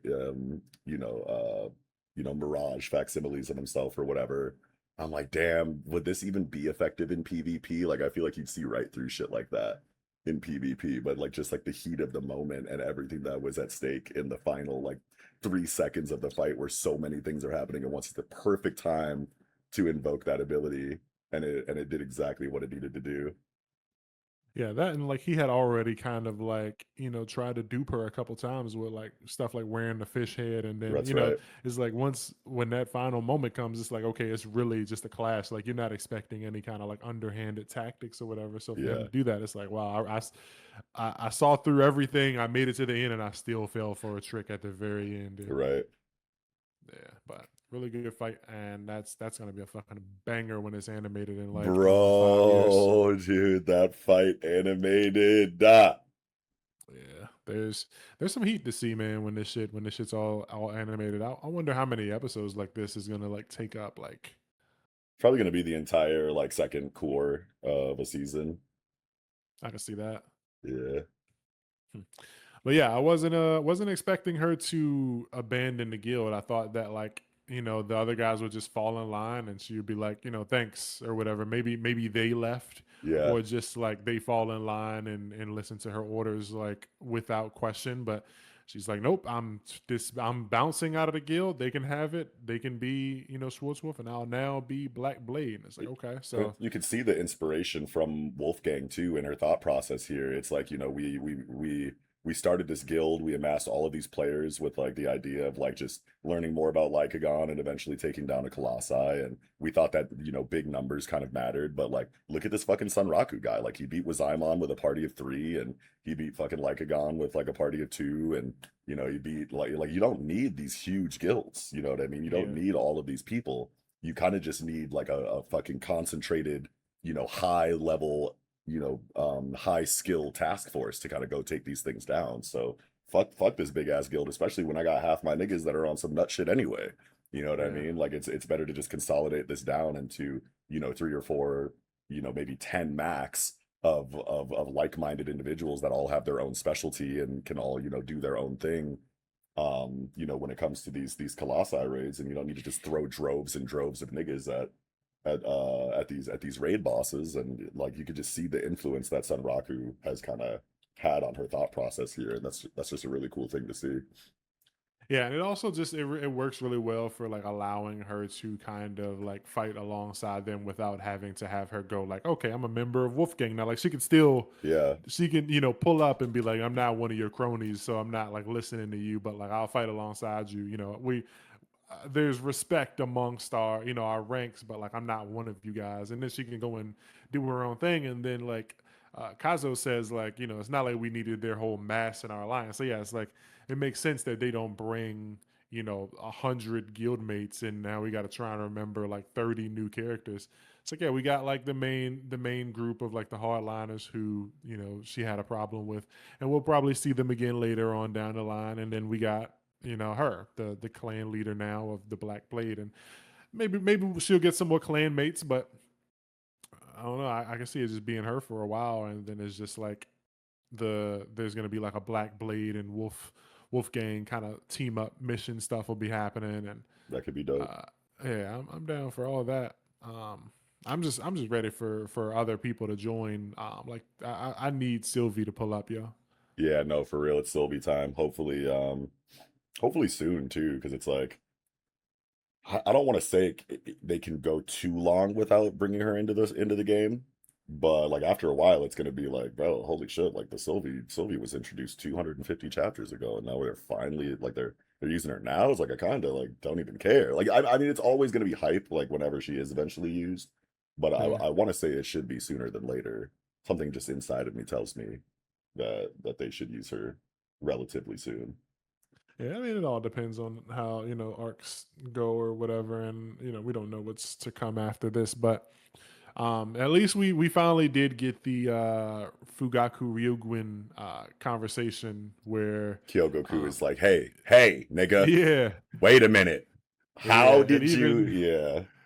even Saiger, Saiger 100's like she notices like that fucking that like tension in the air from Kyogoku, and she could tell that like she's about to explode. She's like, I'll head out, but it seems like some people run out of patience. Like she's been sitting there waiting to fucking ask Sunraku about this shit for this whole time, but obviously couldn't disturb the fight. But yeah, she explodes on this nigga. It's like, bro, what are you one of like the pupils or whatever? Like, is this a game, dog? What is this like? He's like, y'all chill. I just played the game, my Yeah, nigga. like, well, you don't know? Like, I don't remember there being a special password. there was a code at the end. It was like during the credits you could input like a GTA code, and it fucking booted up like a mode to fight against her grandfather, and he So what found did out she about just it, but beat she did didn't. she just beat the game and then just immediately turn it off without going through the credits? Like, Yeah, she beat the game, credits roll, and then she's like, I don't know why my granddad wanted me to have this, and she just like went about her day. But oh, okay. Sunraku, he input the code, fought the granddad, and learned his moves. Okay. Yeah, that's awesome though. And she's like, all right, I'll be right back. So we're gonna get definitely probably a chapter dedicated to her going in and doing that. That should be pretty cool. Yeah. I could see us getting a chapter, or I could see it just like we cut to her and she's just like taking the headset off, and there's just tears running down her face. Like, wow, I never knew, yeah. Yeah. And But then like she'll that fall in was love with incredible. Sunraku. Oh brother. Sunraku love triangle. Yeah, Saiger 1, Saiger 0 versus Kyogoku. That'd be a fight I'd love to see. I mean, I don't even fucking know, man. Like the Kyogoku portion of this arc was low-key underwhelming. Yeah, for sure. We definitely need her to turn up, like, because her fight with Saiger was boob jokes. Yeah, everything about her character from when she was introduced until this arc was just like had me so excited, so hype. Like you are like the perfect character for me in this manga. You know, samurai style, fucking wolf woman, like, you know, fucking super aggro, super like confident, like ready to cut niggas down at any moment. Like, fuck what everybody else is talking about, like a PvP killer, like player killer type. Like I was just like, yes, finally. And then for that to be like her big fight since her introduction and it being boob jokes and shit, I was just like, God fucking damn it, bro. Yeah. that just means we gotta get like some cold moments for her later, like especially after she plays the game and like sees what she was meant to see. Yeah, Like she gonna come back like because she already everybody knows her as like this cold fucking PvP player. So yeah, once she plays that, it's gonna level her up and she gonna be even better. And like hell yeah. her next opponent, she's not gonna know their brawl sizes in real life because Right. because they're cousins and shit. So it's like Yeah, yeah. So it was a personal kind of like gag fight. yeah. Just like don't make my baby's first fight a joke, bro. Yeah, that was a bit disappointing, but Hmm. I know the next one gonna be real. Maybe we get her fighting off against, fighting some colossi, and that'll be raw. Yeah, shit about the best. Yeah, but yeah, and at the end of the chapter, man, everybody's always plotting. Like, there's always mind games. There's always a scheme. Somebody's Always always some up to some something. private motive separate from the public motive that Yeah, it's a rug like we got pull. Yeah, we got several schemes in this chapter, like Saiger, fucking leaving her guild, and it was the plan all along, and then Pencilgon fucking selling Sun Raku out again. These guys were just up on top of the fucking arena watching the fight. Like, yeah, it's like, nigga, you said nobody could see this shit. It's like, yeah, but they were up top. It's okay. yeah. They had special seats. God damn it, pencil And gone, bro. Sunraku can't run now because like last time they encountered him in like the town square and he fucking peeled. I think he changed his appearance to look like a female or whatever and ran from them. Yeah, And that's now something he that's can't just like like bounce. so that I love about the Wolfgang dynamic is that yes, they're all on the same team. Yes, they all work together. Yes, they're all trying to achieve the same goals together, but they are all individually very proud, ego-driven gamers that are Yeah, just as much in competition with each other as they are with the game and other players. You know what I mean? And that being an aspect of their dynamic that they're not just always 100% down for each other and would do anything for each other, never betray each other, like kind of like you're kind of used to in these kind of stories where it's a team that has spent this much time together and share similar goals and whatnot. Like the rivalry dynamic inside of the fact that like these are niggas playing video games and everyone wants to think that they're the best when you're playing video games. You know what I'm saying? yeah, Like everyone, like just having that aspect just makes their group dynamic feel so unique and relatable. And I just love that about Shangri-La Frontier because it's like, man, I'm just thinking about like when me and Kiko and all of our people were playing Smite like back in the day, like we would be playing fucking ranked and we'd all be on the same team, but we would butt heads in these very very like alpha, like ego, like arrogant, like prideful, like I'm the shot caller, like kind of like ways. And it's just like with the video game shell for the story, it just like puts me like right back in that nostalgic yeah. kind of those memory, like it just triggers so many of those memories with like my gaming friends, from back in the day. And it's just such a good feeling to get in Shangri-La Mhm. Frontier because it's like that's so real. You know what I'm saying? Yeah, it's like this story might not have those like life or death stakes where you're crying, you're bawling, bawling and crying your eyes out, but like this shit is relatable. Like if you've played video games, like other than like Call of Duty, then a lot of shit that happens in this story you could really relate to. Even Call of Duty is like, you know what it's like to play the fuck out of a game, and like people be talking about. You jump on forums and people are like talking about how good one player is, Right. like Ninja in Fortnite or whatever. Like he's that guy in Yeah. this. Yeah. Faker in League of Legends or Yeah, it's like he goes to school and they're talking about like, yo, that Son Raku nigga beat another boss dog, and it's like I'm that nigga. Yeah. yeah. They're talking about me. So I wonder about in this case though, like they've pinned him down. What's her name? Josette. Hmm. Josette's pinned him down with the shield. She says secure. I don't know if that's like a spell, but Animalia like puts a spell on his leg, and Yeah, they're some kind talking of about how he magic can't get shackle. away.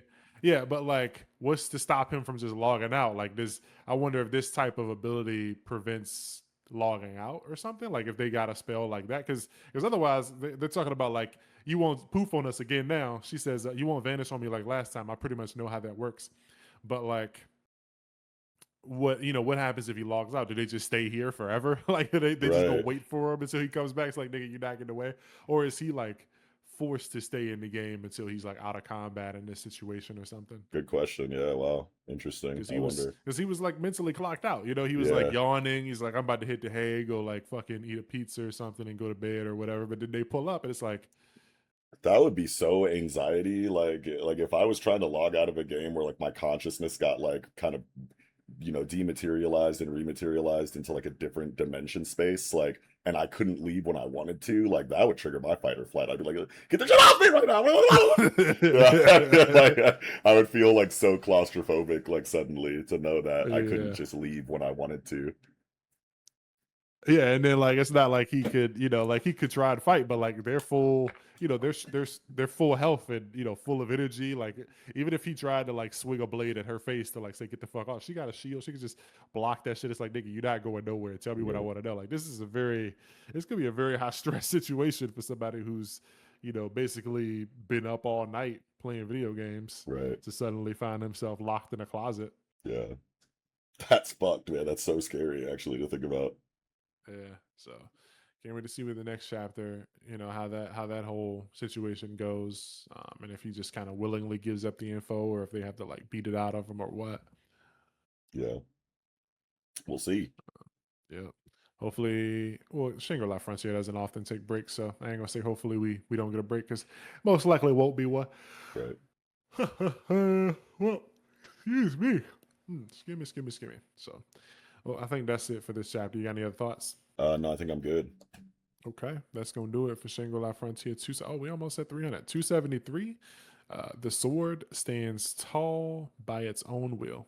Now jumping into Ranger Reject chapter 221, a wholesome day as a follower. And it's everything but wholesome. We get introduced to, you know, the cults, and we secretly find out that there might be an invader lurking about, which, you know, we probably knew from the start anyway, because Peltrola likes his churches and his cults and his followers, and you know, to kill them. Yeah. But this is a interesting situation, and I thought it was a good chapter. But something that I saw Papa Traffy tweet was he tweeted back on the 13th, so 7 days ago. He said, I really need to get back into my bag because I haven't seen anyone mention how it feels like Negi is pulling inspiration from Shinriko. I don't know if I'm pronouncing it wrong. Shinriko, a cult from the late 80s that ended up becoming a terrorist group out of Japan. And so I looked that up.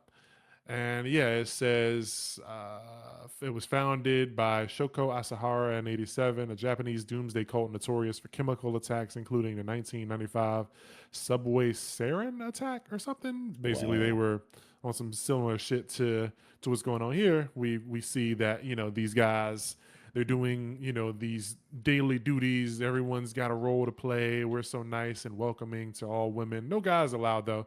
But then we found out that we got fucking hella ARs and Glocks and shit and swords and axes. Right. What is really going on here? Yeah, it's very, very interesting stuff. I'm definitely gonna look into that Japanese cult a little bit more on my own time now. Good job, Traffy, for bringing up that connection. That's really fucking cool. Yeah. There's always some secret, you know, shit going on behind the scenes whenever it comes to these cults. I think that's kind of like the point of them at the end of the day, to where they kind of want to have this specific exterior that kind of attracts people in, that you know, that kind of hides the real ulterior motive or goal that they have. Otherwise, I feel like a lot of these cults just would never exist. You know, there's always some sinister element to them that kind of belies the outward face of the organization.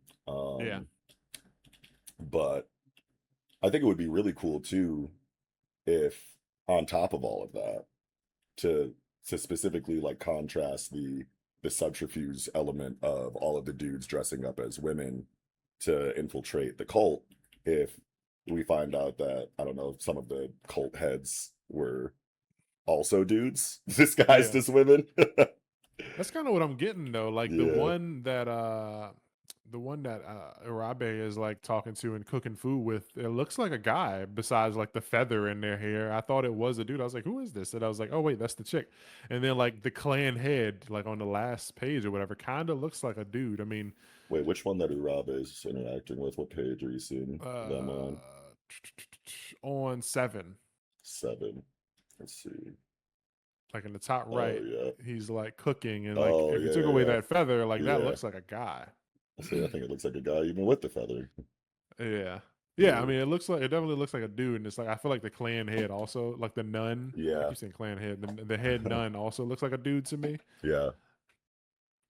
But like they're assuming that this is Peltrola, which I think could be true, but I wonder like with all these guns and stuff, I wonder if like maybe the cult doesn't know. Like it's Yeah. possible that yeah, it is Peltrola, and they don't know that it's Peltrola, but he's taking a different approach this time. Instead of going, I'm gonna gather a bunch of followers and murder them. Maybe this time his plan is to arm them and send them to purge. Like like we love invaders and we want them to come back, so like let's go and kill a bunch of humans in their name or something. And maybe he sends these guys off to like cause a chaos like at a mall or something while he goes off in another direction. So it's like the heroes, the general knights, are forced to run and stop these mass murders while Peltrola gets to fuck about and like raise this final tower or something. Yeah, I definitely need to see the cult leader nun character. I need to see them make a different face. Yeah. Because it's giving Peltrola in a mask. Yeah, it's definitely, it feels like the same, like they never make a different face. It's very chiseled, very Yeah. mask like. Yeah. Um But I I remember wonder. Peltrola being in disguise, like, when his character was first introduced, and he's like huge. He's like fucking like 9 feet tall or some shit. So like I don't know if he has the ability to, kind of change his size or whatever, but at least in these shots that we've seen, and it could just be a matter of perspective or whatever, but does not look that big. Yeah, yeah, I don't think this head nun looks that big. And I mean it's possible that it isn't Peltrola and they are just like working under Peltrola. Peltrola could have nothing to do with this at all, but I feel like Yeah. That'd be a I feel pretty like they're interesting red likely. herring, honestly. Yeah, like if Peltrola's not involved in this shit at all, like he doesn't even know this exists, that'd be crazy. Yeah. But I feel like all lines point to Peltrola here. Also like I think Sachiko was the name of the chick from the school that brought Hisui here. Like where's Hisui? Like Yeah. the fact that I think last chapter. Okay, so it wasn't last chapter. Oh well, it was last chapter. We ended with Hisui being brought here, and then we saw that the guys from the General Knights were going to infiltrate this place dressed as women, and then like we don't see Hisui again. So it's reminded me of the Dreamy School arc, where it's like we enter this like place. We know one of our characters, like we know that someone is here, and we're looking for them, but like they don't know Hisui's here. Um, but like Hisui could be here, Hmm. and she could be, looking for maybe Peltrola too. Like there's a lot of layers to this. I definitely feel like this could be a long arc, but with Hibiki running into the clan head so soon, I don't know anymore. Yeah. Excuse me, goddamn. But yeah, I'm hoping this is going to be like at least a 8 or 10 chapter kind of like arc here in this like clan building, because like all the character, like we have everyone here. It's not like we need D to be a part of this like clan thing. So like having this arc focus on the General Knights and Hisui is cool. Yeah. But yeah, I think we're definitely gonna have to see a situation where everybody grabs like all these like the clan members grab weapons and they're like, all right, it's time to like execute our plan. Maybe like Hisui gets missing. I mean, not Hisui, but Hibiki goes missing or something, and before like anyone is able to like go see what's up with him, like the other clan members kind of sweep people away, like, oh yeah, he's just with the boss. Let's go. We have fucking prayers or whatever now. Like don't do anything stupid. It's time to go pray. And then they eventually get kind of like accepted. And it's like, okay, we trust you guys enough. It's time to let you in on our plan. We're planning to go and like kill 100 people at the mall or whatever. Right. And here's a sword, and get in line, get in the minivan. We're going shopping for dead bodies or some shit. I don't know. This could go a lot of places, but um, Yeah, this is a pretty crazy setup chapter, especially with the cliffhanger here. Like we spent some time like learning about the cult and like what the external like aspect of it looks like on a day-to-day basis. But them having all of these guns and shit at the end for the cliffhanger here, it's like It's like what are they doing with all that shit? Like what are the goal here? How many of the cult members know of this room with all of the guns? Like is everyone in on it, or Yeah.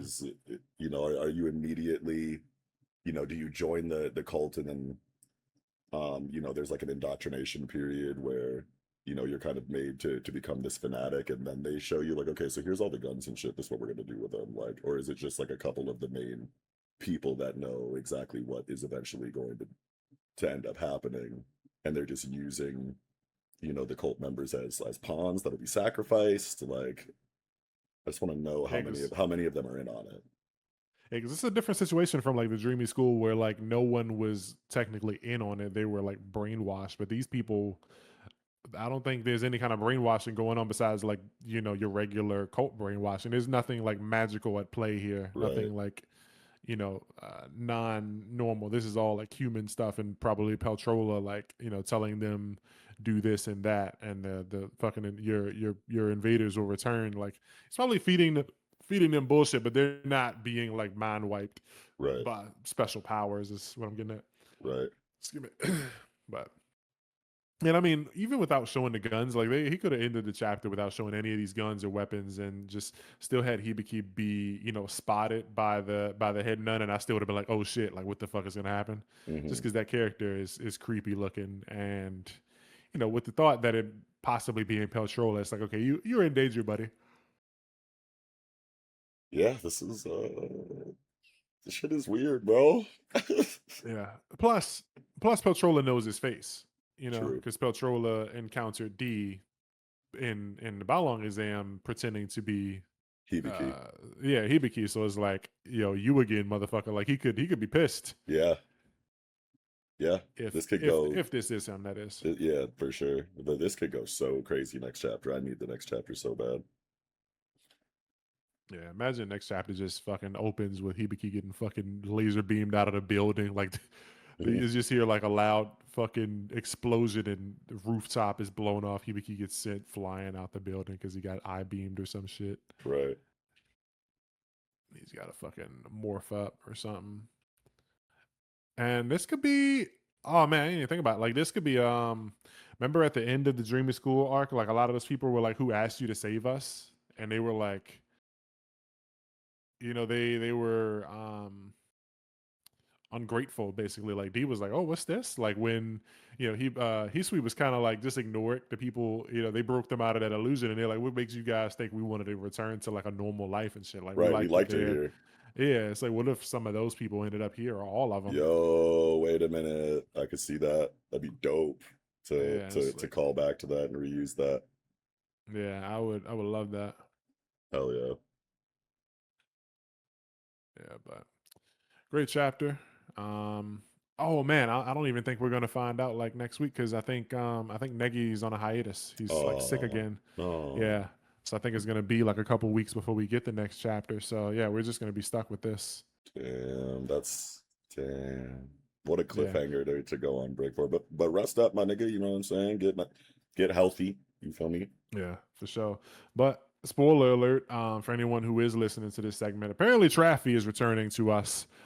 If he's listening, shout out to Traffy. We mentioned your tweet earlier. So we're gonna try and get some Traffy thoughts for the past Ranger chapters if he is filling up to the task of rejoining us in a week or two. So we'll see how he's been feeling about Ranger and stuff, because I think he hasn't been like super caught up on manga. A lot of life stuff going on for dude, but I saw him tweeting about like catching up on manga and shit. So it seems like he's gearing up to return to the podcast. Don't hold me to that, but he said he might be returning soon.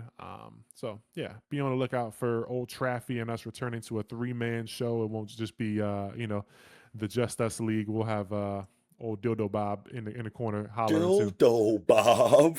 Yeah, the dude who he was patient zero for butt lettuce.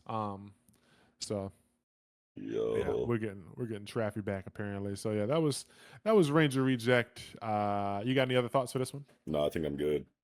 All right, that's gonna do it. Chapter 221, A Wholesome Day as a Follower. Now jumping into Ichi the Witch 91st Hunt, First Impressions, but we can also kind of glance over at chapter 90 or whatever, because it was big. And 90 was so good.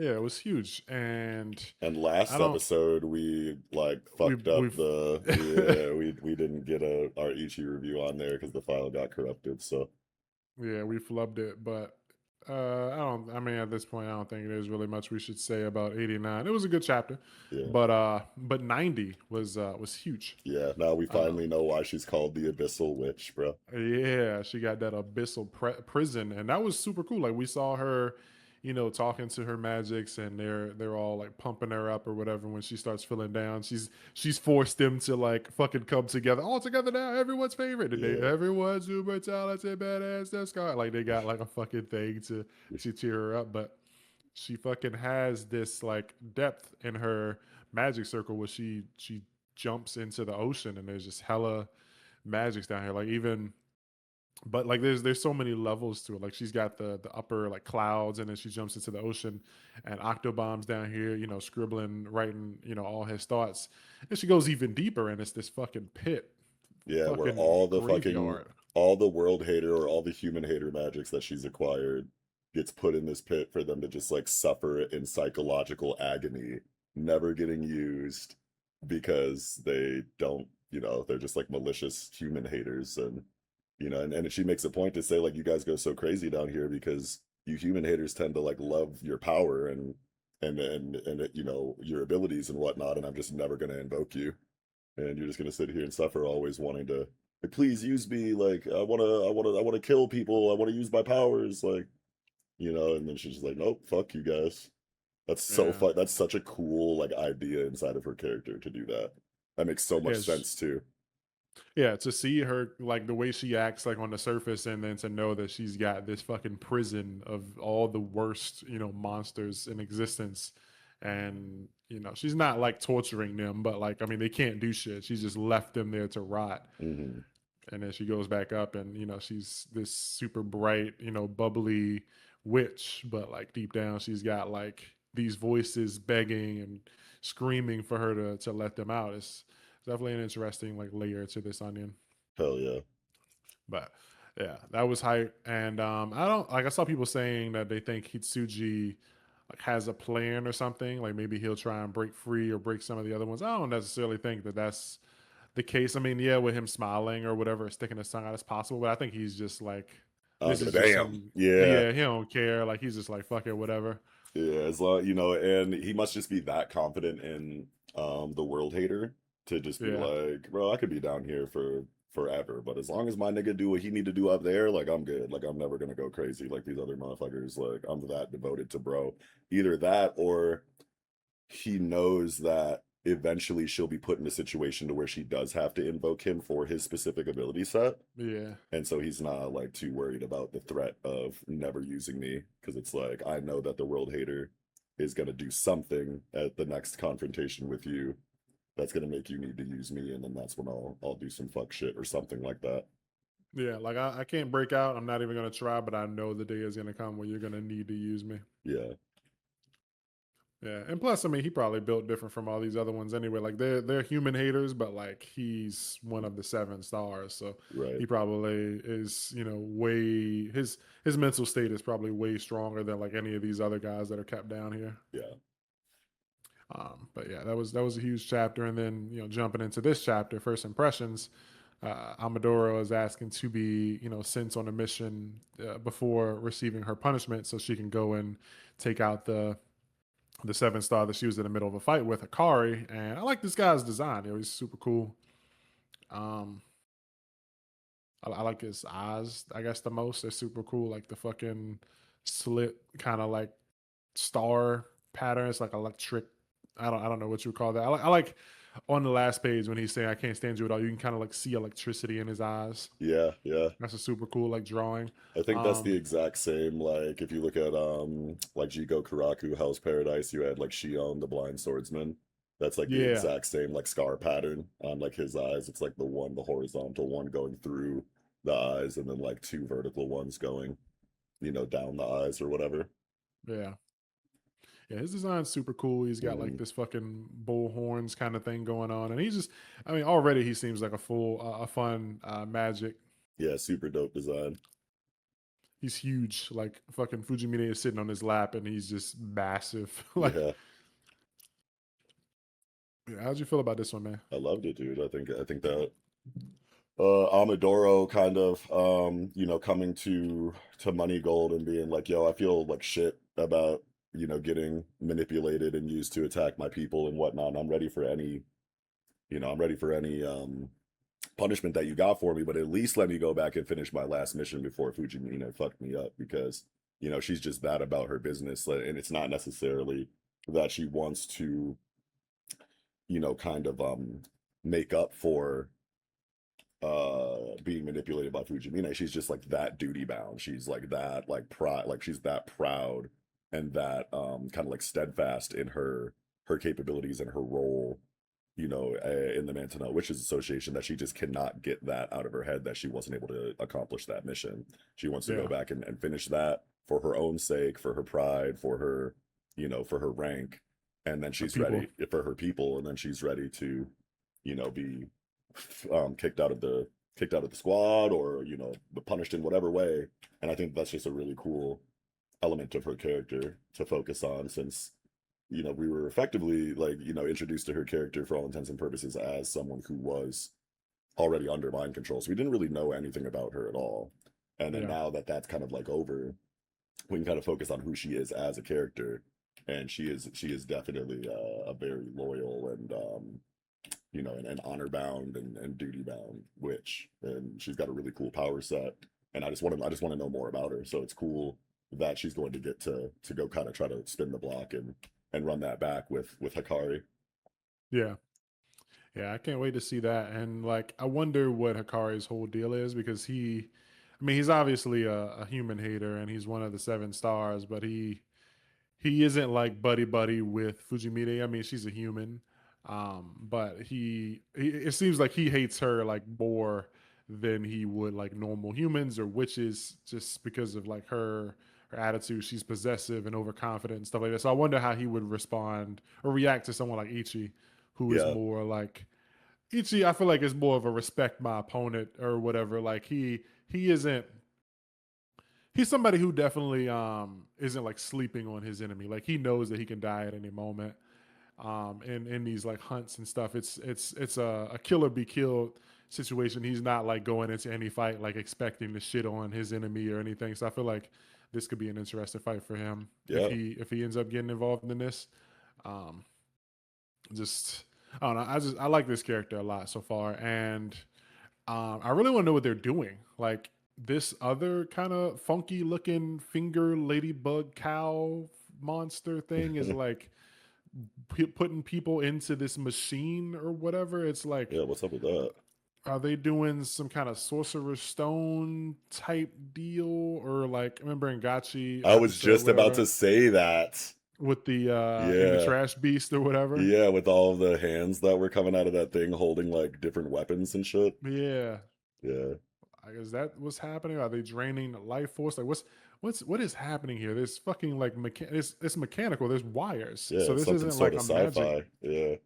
Yeah, and like on what page is this? 14, you see that like this one kid is being like pulled up by a portal, which is the same kind of like portal that's over this thing's head. Hmm. So it's like I guess that's its kind of magic. Like it's okay, wait. So I think this is the one. So all right, I'll go This ahead is and the say one that basically, teleports things. yeah, like it's the one that like grabbed Fujimine and like yanked her out of there Hmm. when shit got hairy for her at the end of the like couple chapters ago. But also like when I first saw this thing, I was like, okay, maybe this is kind of like Hikari's like little nigga, like maybe it's like a butler type thing, because it kind of it doesn't give off the same kind of aura that any of the other magics have given so far, like any of the world haters. But I just went back because I just wanted to double check and make sure that Hikari was on this page. Remember chapter 87 when Fujimine gets like saved by the hand thing, and she's dumped on the ground, and then you see a couple of the other other stars there. I think this guy in the foreground is Hikari at the end of chapter 87. But to his left, you see this fucking finger worm dude too. So this Oh. thing isn't just a little nobody; it's actually one of the seven stars Oh, too. okay, okay. Yeah, But so this guy's got rank too. I yeah, thought he was just like a little nigga. I was wondering if this was a 7 star or not. Yeah, so these both of these guys like are big dogs. Epsilon though, like what's up with that? Yeah, Epsilon. That was fucking what was It's like Hari shit. I need to Epsilon. I need to remind myself what that means. I know Epsilon was the name of one of the robots, and what was Oh, Urasawa's yeah, Pluto. Astro. Yeah, Pluto. It was one of the robots in Pluto. That's right. The fifth letter of the Greek alphabet to represent widely used symbol that represents small values, constants, and variables. It's used in calculus and mathematics, physics and engineering, statistics and computer science. More broadly, outside of technical context, calling something epsilon means it is an infinitesimally small quantity, a minor detail, or an outlier. Well, you got some technical in that definition or whatever, so that maybe Yeah, that's what these wires are. He's got some kind of science fiction, technological advancement shit going on, and maybe like he clapped on her magic, and it turned into fucking cubes and circles and triangles. So yeah, maybe he like reduced it to atoms or whatever. something geometrical. Yeah, like we don't really know what his power is besides that he clapped on her beam and it turned into shapes, and then he was immediately at her throat. Crazy. And he's huge. He's Like big. he's his whole hand is wrapped around her. Like like It's he. like that one meme, like the dude grabbing that kid's face. Oh yeah, Yeah, yeah. Her whole like he could pop her head off easily. Yo. but she put that minigun up to the gut. My Yeah, firearm is a special wand musket gifted to me. It is my magical power crystallized. yeah. I remember the chapter where she got the minigun like as a Yeah, kid, but I don't yeah, remember them calling it a wand. So when I saw the part about it being a wand, I was like, damn, that's a fucking huge wand, baby. right, right. But yeah, I guess in her clan, I think I'd have to go back and look. I remember her getting it, but I don't remember it being a wand or whatever. But yeah, everybody just get blicks for their birthday, Mhm. and so I guess she was close to winning then because at the end, Fujimine goes, I can't believe you letting yourself nearly get acquired by some witch other than me. You're such a bad magic. So like, I mean, obviously we want to know what his trial is, but Amadoro was apparently close to winning and acquiring this guy. Yeah, because I bet you if she really would have let that thing go, he would have Yeah, been eviscerated. turn a nigga into Swiss cheesies. Yeah, Hmm. crazy. Yeah, we didn't get any Discaris or Team Discaris in this chapter either. It was straight Amadoro and Fujimine and 7 stars. Hakare stuff. Yeah, Yeah, yeah, this guy's interesting. hell yeah. I hope it seems like we're going to be focusing on him, obviously, for the next stretch of storytelling, which is dope. But I just hope that we can just get more 7 stars, like writing in general, and just more lore on that. Yeah, yeah, and I hope they pull up and like they find this guy and yeah, Fujimine is there, but she like doesn't participate. Maybe she bounces again because like I don't want it to be a situation where they kind of like dust all the 7 stars like back to back to back. But Hmm. like I don't know, maybe this could even take a little while. Like we don't need to jump straight into this Akari arc. Like maybe yeah, Fujimine could I mean Amadora could head there, but like we continue to follow like team, Descaris until it's time to tab over to this. Yeah. And then it ends up being like a Jiraiya going to the fucking rain village and getting dusted type Oh situation. man, this nigga Like 6 people. yeah. Like we just get fucking Albeduro's corpse dropped on the fucking Mangonel Association fucking doorstep by this nigga, this Bruh. big handed nigga. Yeah, it's like, yeah, you should send better next time, whatever. I heard y'all got a real nigga in there. Yo, that'd be fucking insane. Yeah. Wow. Yeah. This dude's tight though. He Hell reminds yeah. me of like I feel like I'm looking at like a One Piece character, kind of like Low because of like key. his head. He's got like a hat on. It looks like, and he's got like this big cloak. He's got these fucking like bull horns. I feel like he would be like a one of like Kaido's One of men. Kaido's niggas, yeah. Yeah, yeah. He looks like a beast pirate ass nigga. It's giving that. Yeah, but he's super cool. Hmm. Yeah, this next arc is about to bust, bro. Yeah. Just wonder how long it's gonna be. Like what we're looking at here. I wonder how big of a part Fujimine is going to play in it too, or if it's just going to Yeah, be like all Hakurei because he doesn't even seem to like her all that much. yeah. I like. I appreciate the comedy. Yeah, like Yeah, every chance we get. Like they did. Like they gave us 4 angles of this. Like no. yeah, He yells no, and then second angle, third angle, fourth angle. yeah. He does not fuck with Shorty. Yeah, it's just funny stuff. Hmm. But yeah, I'm definitely intrigued by their dynamic. I want to know more about old handies over there. I want to know what their name is. The fucking Ladybug. hand, yeah, ladybug handyman or whatever. Yeah, I need that. Such an interesting design too. Like, just feels gross looking at it. But yeah, it's just hands everywhere. This is what Shigaraki would have became if like he kept freaking out. Yeah, Yeah, no, for real. it's like wearing hands. And It's it's got a like it's teleporter. interesting too because it's got the 3 dots and then like the smiley face, but then it's got 2 dots underneath the smiley face, and I'm like, is it the 3 dots or the eyes and the smiley face is the mouth, or is like the smiley face like the eyebrows and it's actually making like a sadder expression? Yeah, or like yeah, like if the 2 dots at the bottom are the eyes, it kind of Yeah, reminds me of like what Dagon looked like right, type before he shit. like transformed. Yeah. Yeah. Yeah, it's a freaky ass design, and I love when they do these like Madoka Magica kind of like swiggly swirl designs like above its head, like Right. the Scaris's clothes kind of look like that sometimes, and like her Hmm. magics, like that fucking I don't know how to describe that design, but it's super cool. You're The talking portals about have it. oh yeah, yeah, yeah. A lot of the time that like I don't know if that's like a screen tone or not, or some kind of like effect that they like layer in everything, but you see that a lot like in like low opacity whenever like a character gets like poisoned or some shit. And Yeah. they'll put that swirly design like low opacity like over the character's face. I think we just got that in Hunter x Hunter actually with Benjamin.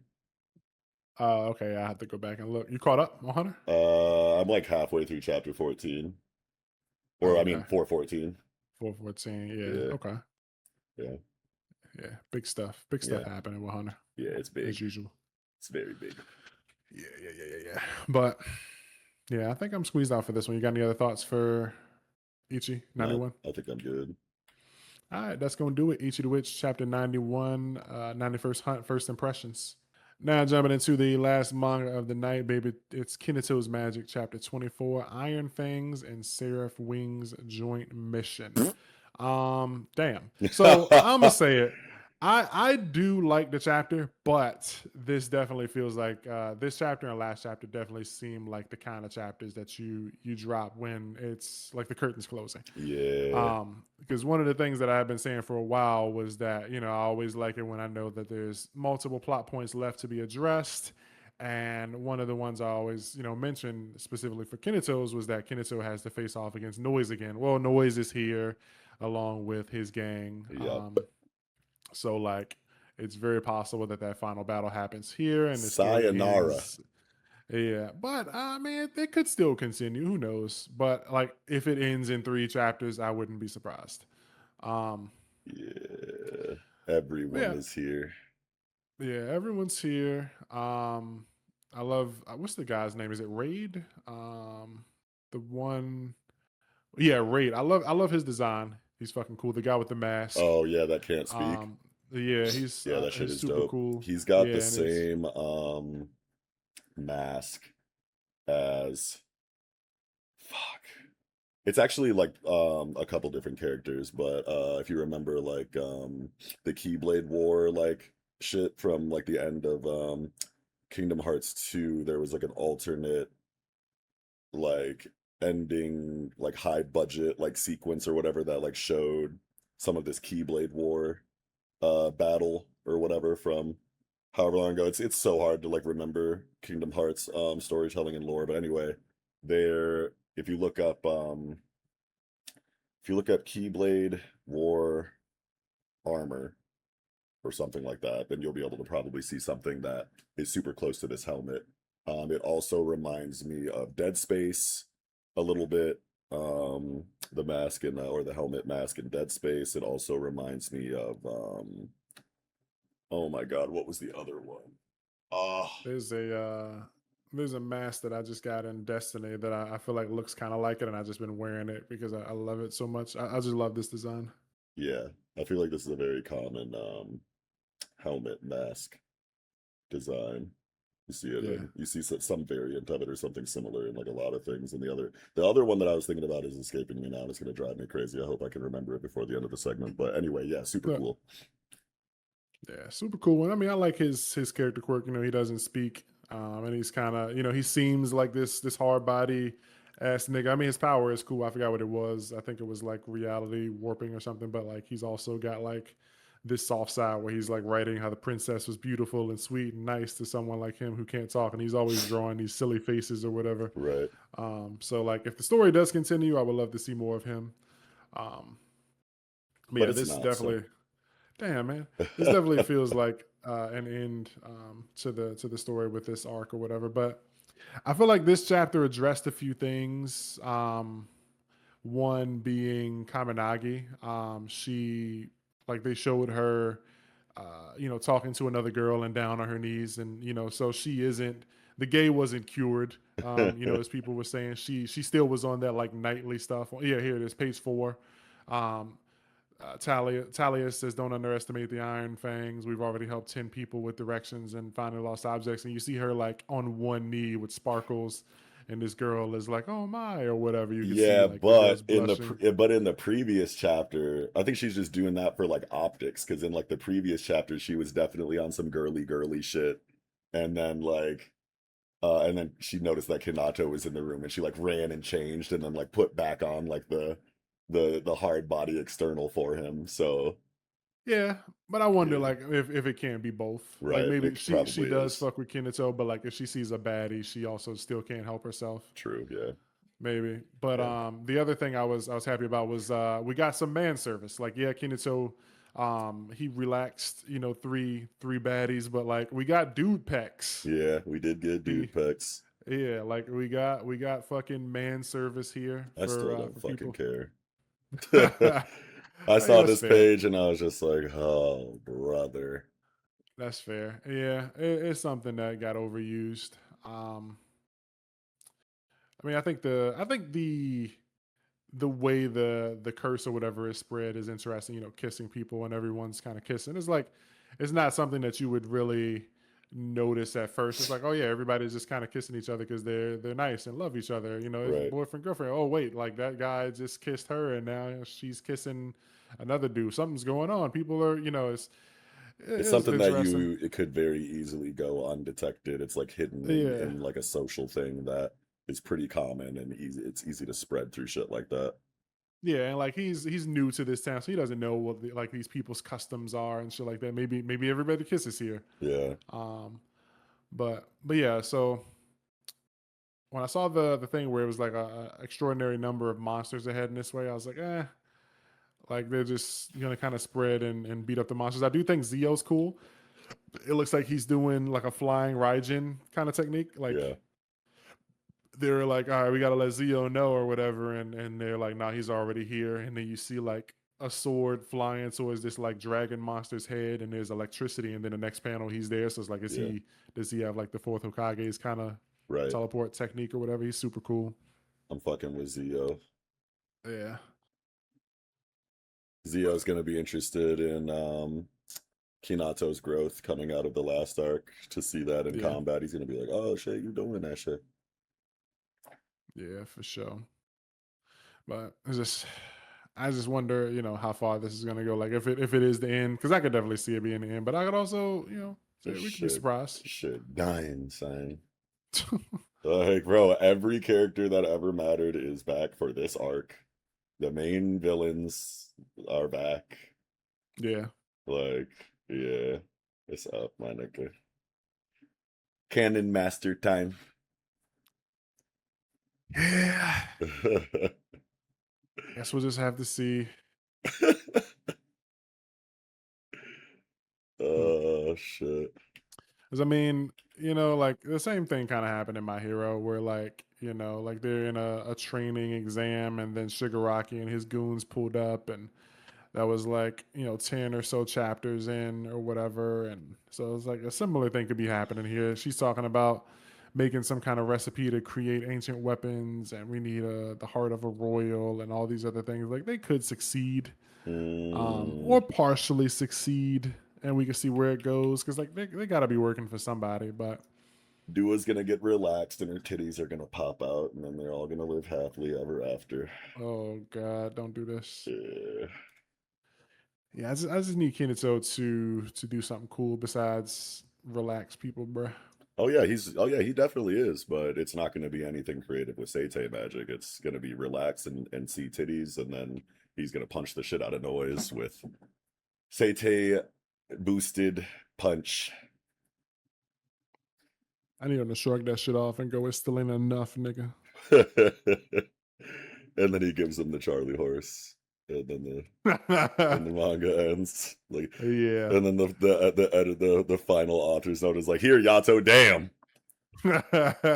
Here's your Charlie horse, nigga. They're like, yeah, I've been watching your shit, nigga. And then I get a Charlie horse. God damn. Yeah. Man. Yeah, I don't know. It ain't really much to say, because, like I said, it's probably the end. But if it ain't, it'll be. I'm interested to see where it go, because at this point I'm potential man in it. But like we were saying before, it's like what's the point of conversations and stuff if you're not gonna look at where the story could go. But if it ain't got nowhere else to go and we end, then that is what it is. Right. Ay, ay, ay. The way like all the enthusiasm for this shit is just sucked out of me, and I'm just like doom posting all review. Yeah, I feel like that could easily be reversed if he just didn't like relax titties for like a chapter, yeah, Right. and did something like tight with the Sete, Yeah, GN or is like just weird. like, I don't know. Like, what this nigga be doing, bro? This dude's just give GN more to do. Yeah, go on, Kinato, adjust them, and they're like trying to kiss, and then he pats them all on the back. They all Yeah. got these luscious lips, these the hentai lips.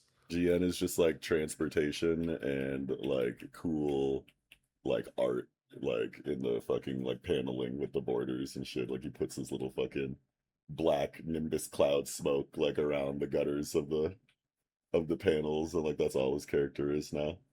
Yeah, It's just like hop on the that's for sure. cloud, bro, and then go do the thing you do every chapter. Yeah, definitely need more, but might be too late, man. Yeah, shit is buns water. I would love for this author to return and like get his, if he is getting axed, like I would love his art was good, and I feel like story is there. It's just like the way it's delivered needs work, Yeah. and just like cut the fan service, man. Like fan service itself is fine. Like I don't hate fan service, but just like we don't need You it don't so you don't need much. it, bro. Like so many of like especially in this contemporary like shonen landscape, like so many of the most successful stories just don't even use it. Yeah.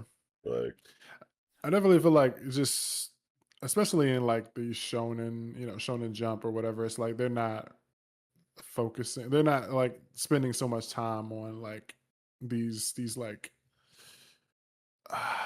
panty shots and stuff. Like it's kind of getting phased out, like yeah, the kia, and these moments where it's like, oh my god, he saw my chest, and like I feel like that stuff is getting phased out, and it's becoming more serious. I think there's still a space for that to exist, but like I would want to see what a new series coming out would look like that tries to do something like Fairy Tale, and right, how it goes about being successful. right. But yeah, I don't know. I want to see what a successful manga from this guy looks like, but Yeah, same. might not be this one. But his art was good. I do like the art every time. Yeah, I don't He's got the bust. baddies. He got the baddies. Just no more relaxation, bruh. Yeah. And I mean, I felt like I didn't care for the conclusion of the fight with the clan head, but I did. I thought the kiss was wholesome. Yeah, it was cool. That yeah, and she's like, I'll see you again or whatever. So yeah, if her and If the she clan if pulls she up, pulls up, yeah, if they pull up next chapter, it's like, yeah, it's over. yeah, she'll be The back. saxophones are playing. Yeah, Yeah. yuck. Yeah, I guess that's it for Kinatos. We'll see if there's see what the writing is looking like next week, and if the writing's on the wall. But that was Kineto's Magic, Chapter 24, Iron Fangs and Seraph Wings Joint Mission. As usual, baby, we got to do our favorite chapter of the week before we head on up out of here. And some of them comments, even though the comments are like 2 weeks old, I think some of them are, not outdated. So we'll read some of them, but we're going to start with chapter of the week. I'm going to just go ahead and say I think mine's is Centuria this week. It was a banger. Yeah. Um, Big conclusion to Death Face Bitch, and I called it. We And he got her. We called got it. her grill. Yeah. We got her Yep. grill. Got her grill. I had to tweet that shit. I'm like, bro, I can't believe I called this, even though it wasn't like exactly because in that episode, I was like, and she falls in love with him, and that it's like, she becomes an ally. Yeah. Yeah. So she didn't become an ally, but she did like, okay, you think I'm beautiful? All right, I can die happy, and then he fucking beheads her or whatever. But yeah, that was a banger chapter. A lot happened in Centuria. What you thinking? Centuria is mine as well. That shit was steak too juicy, lobster too buttery. Yeah. Like it just had everything going for it. For all the reasons that we said in the review. Obviously, I won't rehash that shit, and you pretty much said everything else too. So it was just too gas. Yeah, for And real. plus it was Waiting. a pretty, like, I want to say that like a lot of the other chapters this week were setups for like what's to come in, later chapters. Like Witchriv seemed kind of setup-y. Dandadan, like, had the cliffhanger that it had. That obviously means that we got big money next week. Gachiakuta was pretty tame and chill. Shangri-La Frontier was, aftermath chapter. The Ranger was a setup chapter. Ichi the Witch was kind of setup-y, and Kinato is Kinato's Kinato. So yeah, Centuria had the most going on. So Yeah.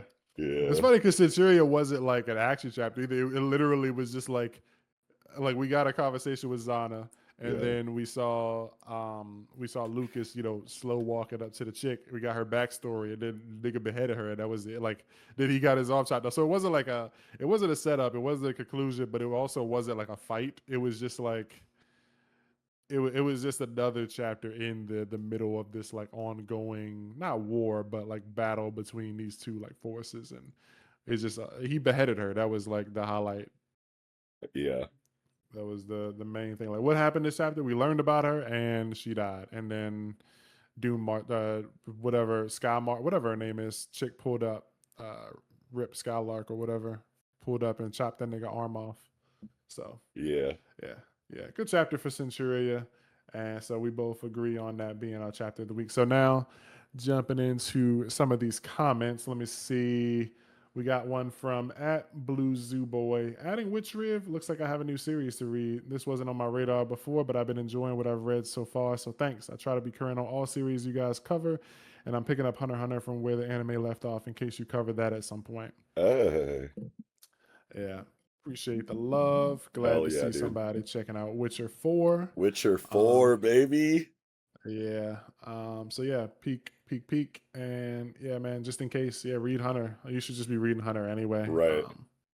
Because it's super crazy right now. But yeah, it's Hunter is a big one, man. That's like I feel like we really gotta like dedicate time to set aside to like get ourselves back in the Hunter Situated for groove that, yeah, dude. Like before Hunter, we like start if we talking. added Hunter to the show, like, and with Kagurabachi coming back next week, like that would bring us back to 10 series. And like Hunter every week could very easily just have an hour to an hour and a half long conversation, Yeah. because it's just these chapters are just so dense, and so many plot threads are like kind of being like invoked like at the same time in a climactic way. There's just like a lot of payoff happening right now, and it's very high octane, like high stakes stuff happening finally.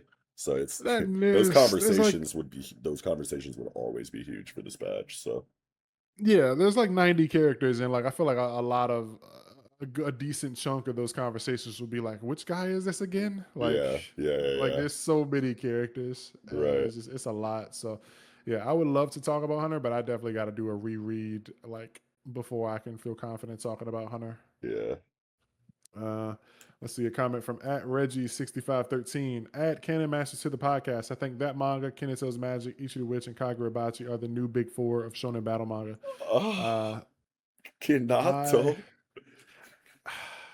I'm still not a Kinato hater. I think everyone else on the planet is, but like, yeah, I think Canon Master so far has more going for it than Kinato's. Because I think at this point in Kinato's Magic, Kinato did already expose. You know, we had already gotten some fan service, and so far in Canon Master, there has been no fan service. Not saying that automatically makes it better, but Canon Master has done some cool stuff. There's you can argue that there's some stuff that's missing. Um, like some people in one of my group chats were giving me their gripes about it or whatever, and I was like, that's fair, but I think we still got time to kind of fix those issues. But I think it's good. And then yeah, Ichi the Witch and Kagurabachi are huge. Yeah. Another comment from Roman 12 Gamer says he was planning on catching up on Witcher 4. This is the motivation he needed. Boom. Hell yeah. Let's see. From Global WASD, Manjiro got apparently restrained at the airport after he brought Seiko and the kids to Shimane. Excuse me, the Manjiro who was training Okarun and gave him the yogurt Oni Club is a fake. So, Oh, so yeah, what the fuck?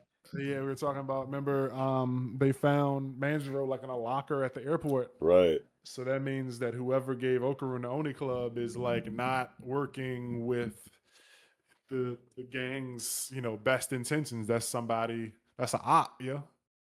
It's like, here, Bruh. bruh, here's this Glock. Go do something with it, bruh. And it's like, no, we don't use guns. Yeah, nah, they're about to press the button on that ogre club in a crazy moment, and it's gonna like some crazy shit's gonna happen that like sucks Okaru's soul inside of it or some shit. Yeah, thanks for your body. You didn't know this whole time you've been fucking channeling your life force into that club, and now it's ours. Now we got your soul, Pinocchio boy. No, Pinocchio boy. No, dude, that's fucked. Yeah, they about to cook his ass. Let's see. I'll just read one more from Ikuto 4337. He's our Shangri-La Frontier homie. I mean, the whole point of the fight is basically to prevent info, but at the same time, was always a farce to cut out rebellious from the faction. As Cyger 100 wins, it basically fuels the hardliners backing rebellious and their objective clashing against Cyger 100 in general. I know she deserves the W, but I'm gonna keep it a buck. Sunraku needs to come home with it instead, IMO. But that doesn't disregard both doing their best. It's also a funny play with showing how unlucky Sunraku is compared to Saiger and their RNG. As we know, Sunraku's luck of the draw sucks most of the time, but does inevitably preserve beyond that point. I didn't necessarily agree. I felt like even if she won, that didn't necessarily mean that the hardliners would still be who they were. Like I felt like if she agreed, they would, rebellious loss. Right. And if she won, they could be like, all right, rebellious, you ain't king shit. Like she is the boss. Like we gonna listen to her, and like maybe your way ain't the right way. But I mean, I can see either way. I see both sides of the coin. Right. But yeah, it worked out well. I don't hate what happened, but I definitely feel like I don't know. I'm just waiting for the emotional pull. I don't know if it'll ever come from Shangri-La Frontier, and like every story doesn't have to have everything in it, and it could just be the fun series. Yeah. That has cool moments and deep lore that's from this video game. It doesn't have to have all those moments or whatever, and if it doesn't, that's cool. Mm-hmm. But yeah, I think that's going to do it for the comment section. So outro time, baby. Thank you for watching. This has been Shonen Pulse episode 67. Sorry we're late. We missed you, and hopefully, going forward we're gonna be straight. Look forward to Papa Traffy joining again. I don't know if I was supposed to tell anybody, but he said he should be returning soon. If he doesn't, take that up with him. Right. Don't say anything to me about it because I we don't care. we told the streets, you know, so Traffy, you gotta come back now. So Yeah, everyone's yeah. looking at you, everyone's waiting for you. So Everyone's waiting for you. We need a third amigo. right. But yeah, thank you for watching. Hit the buttons, like, comment, subscribe, join the Discord, join the Patreon if you want to help us make a little bit of money for our dollars, for our family to afford big McChickens. All that good stuff, man. Be on the lookout for more content, and we love you. Goodbye. Holla.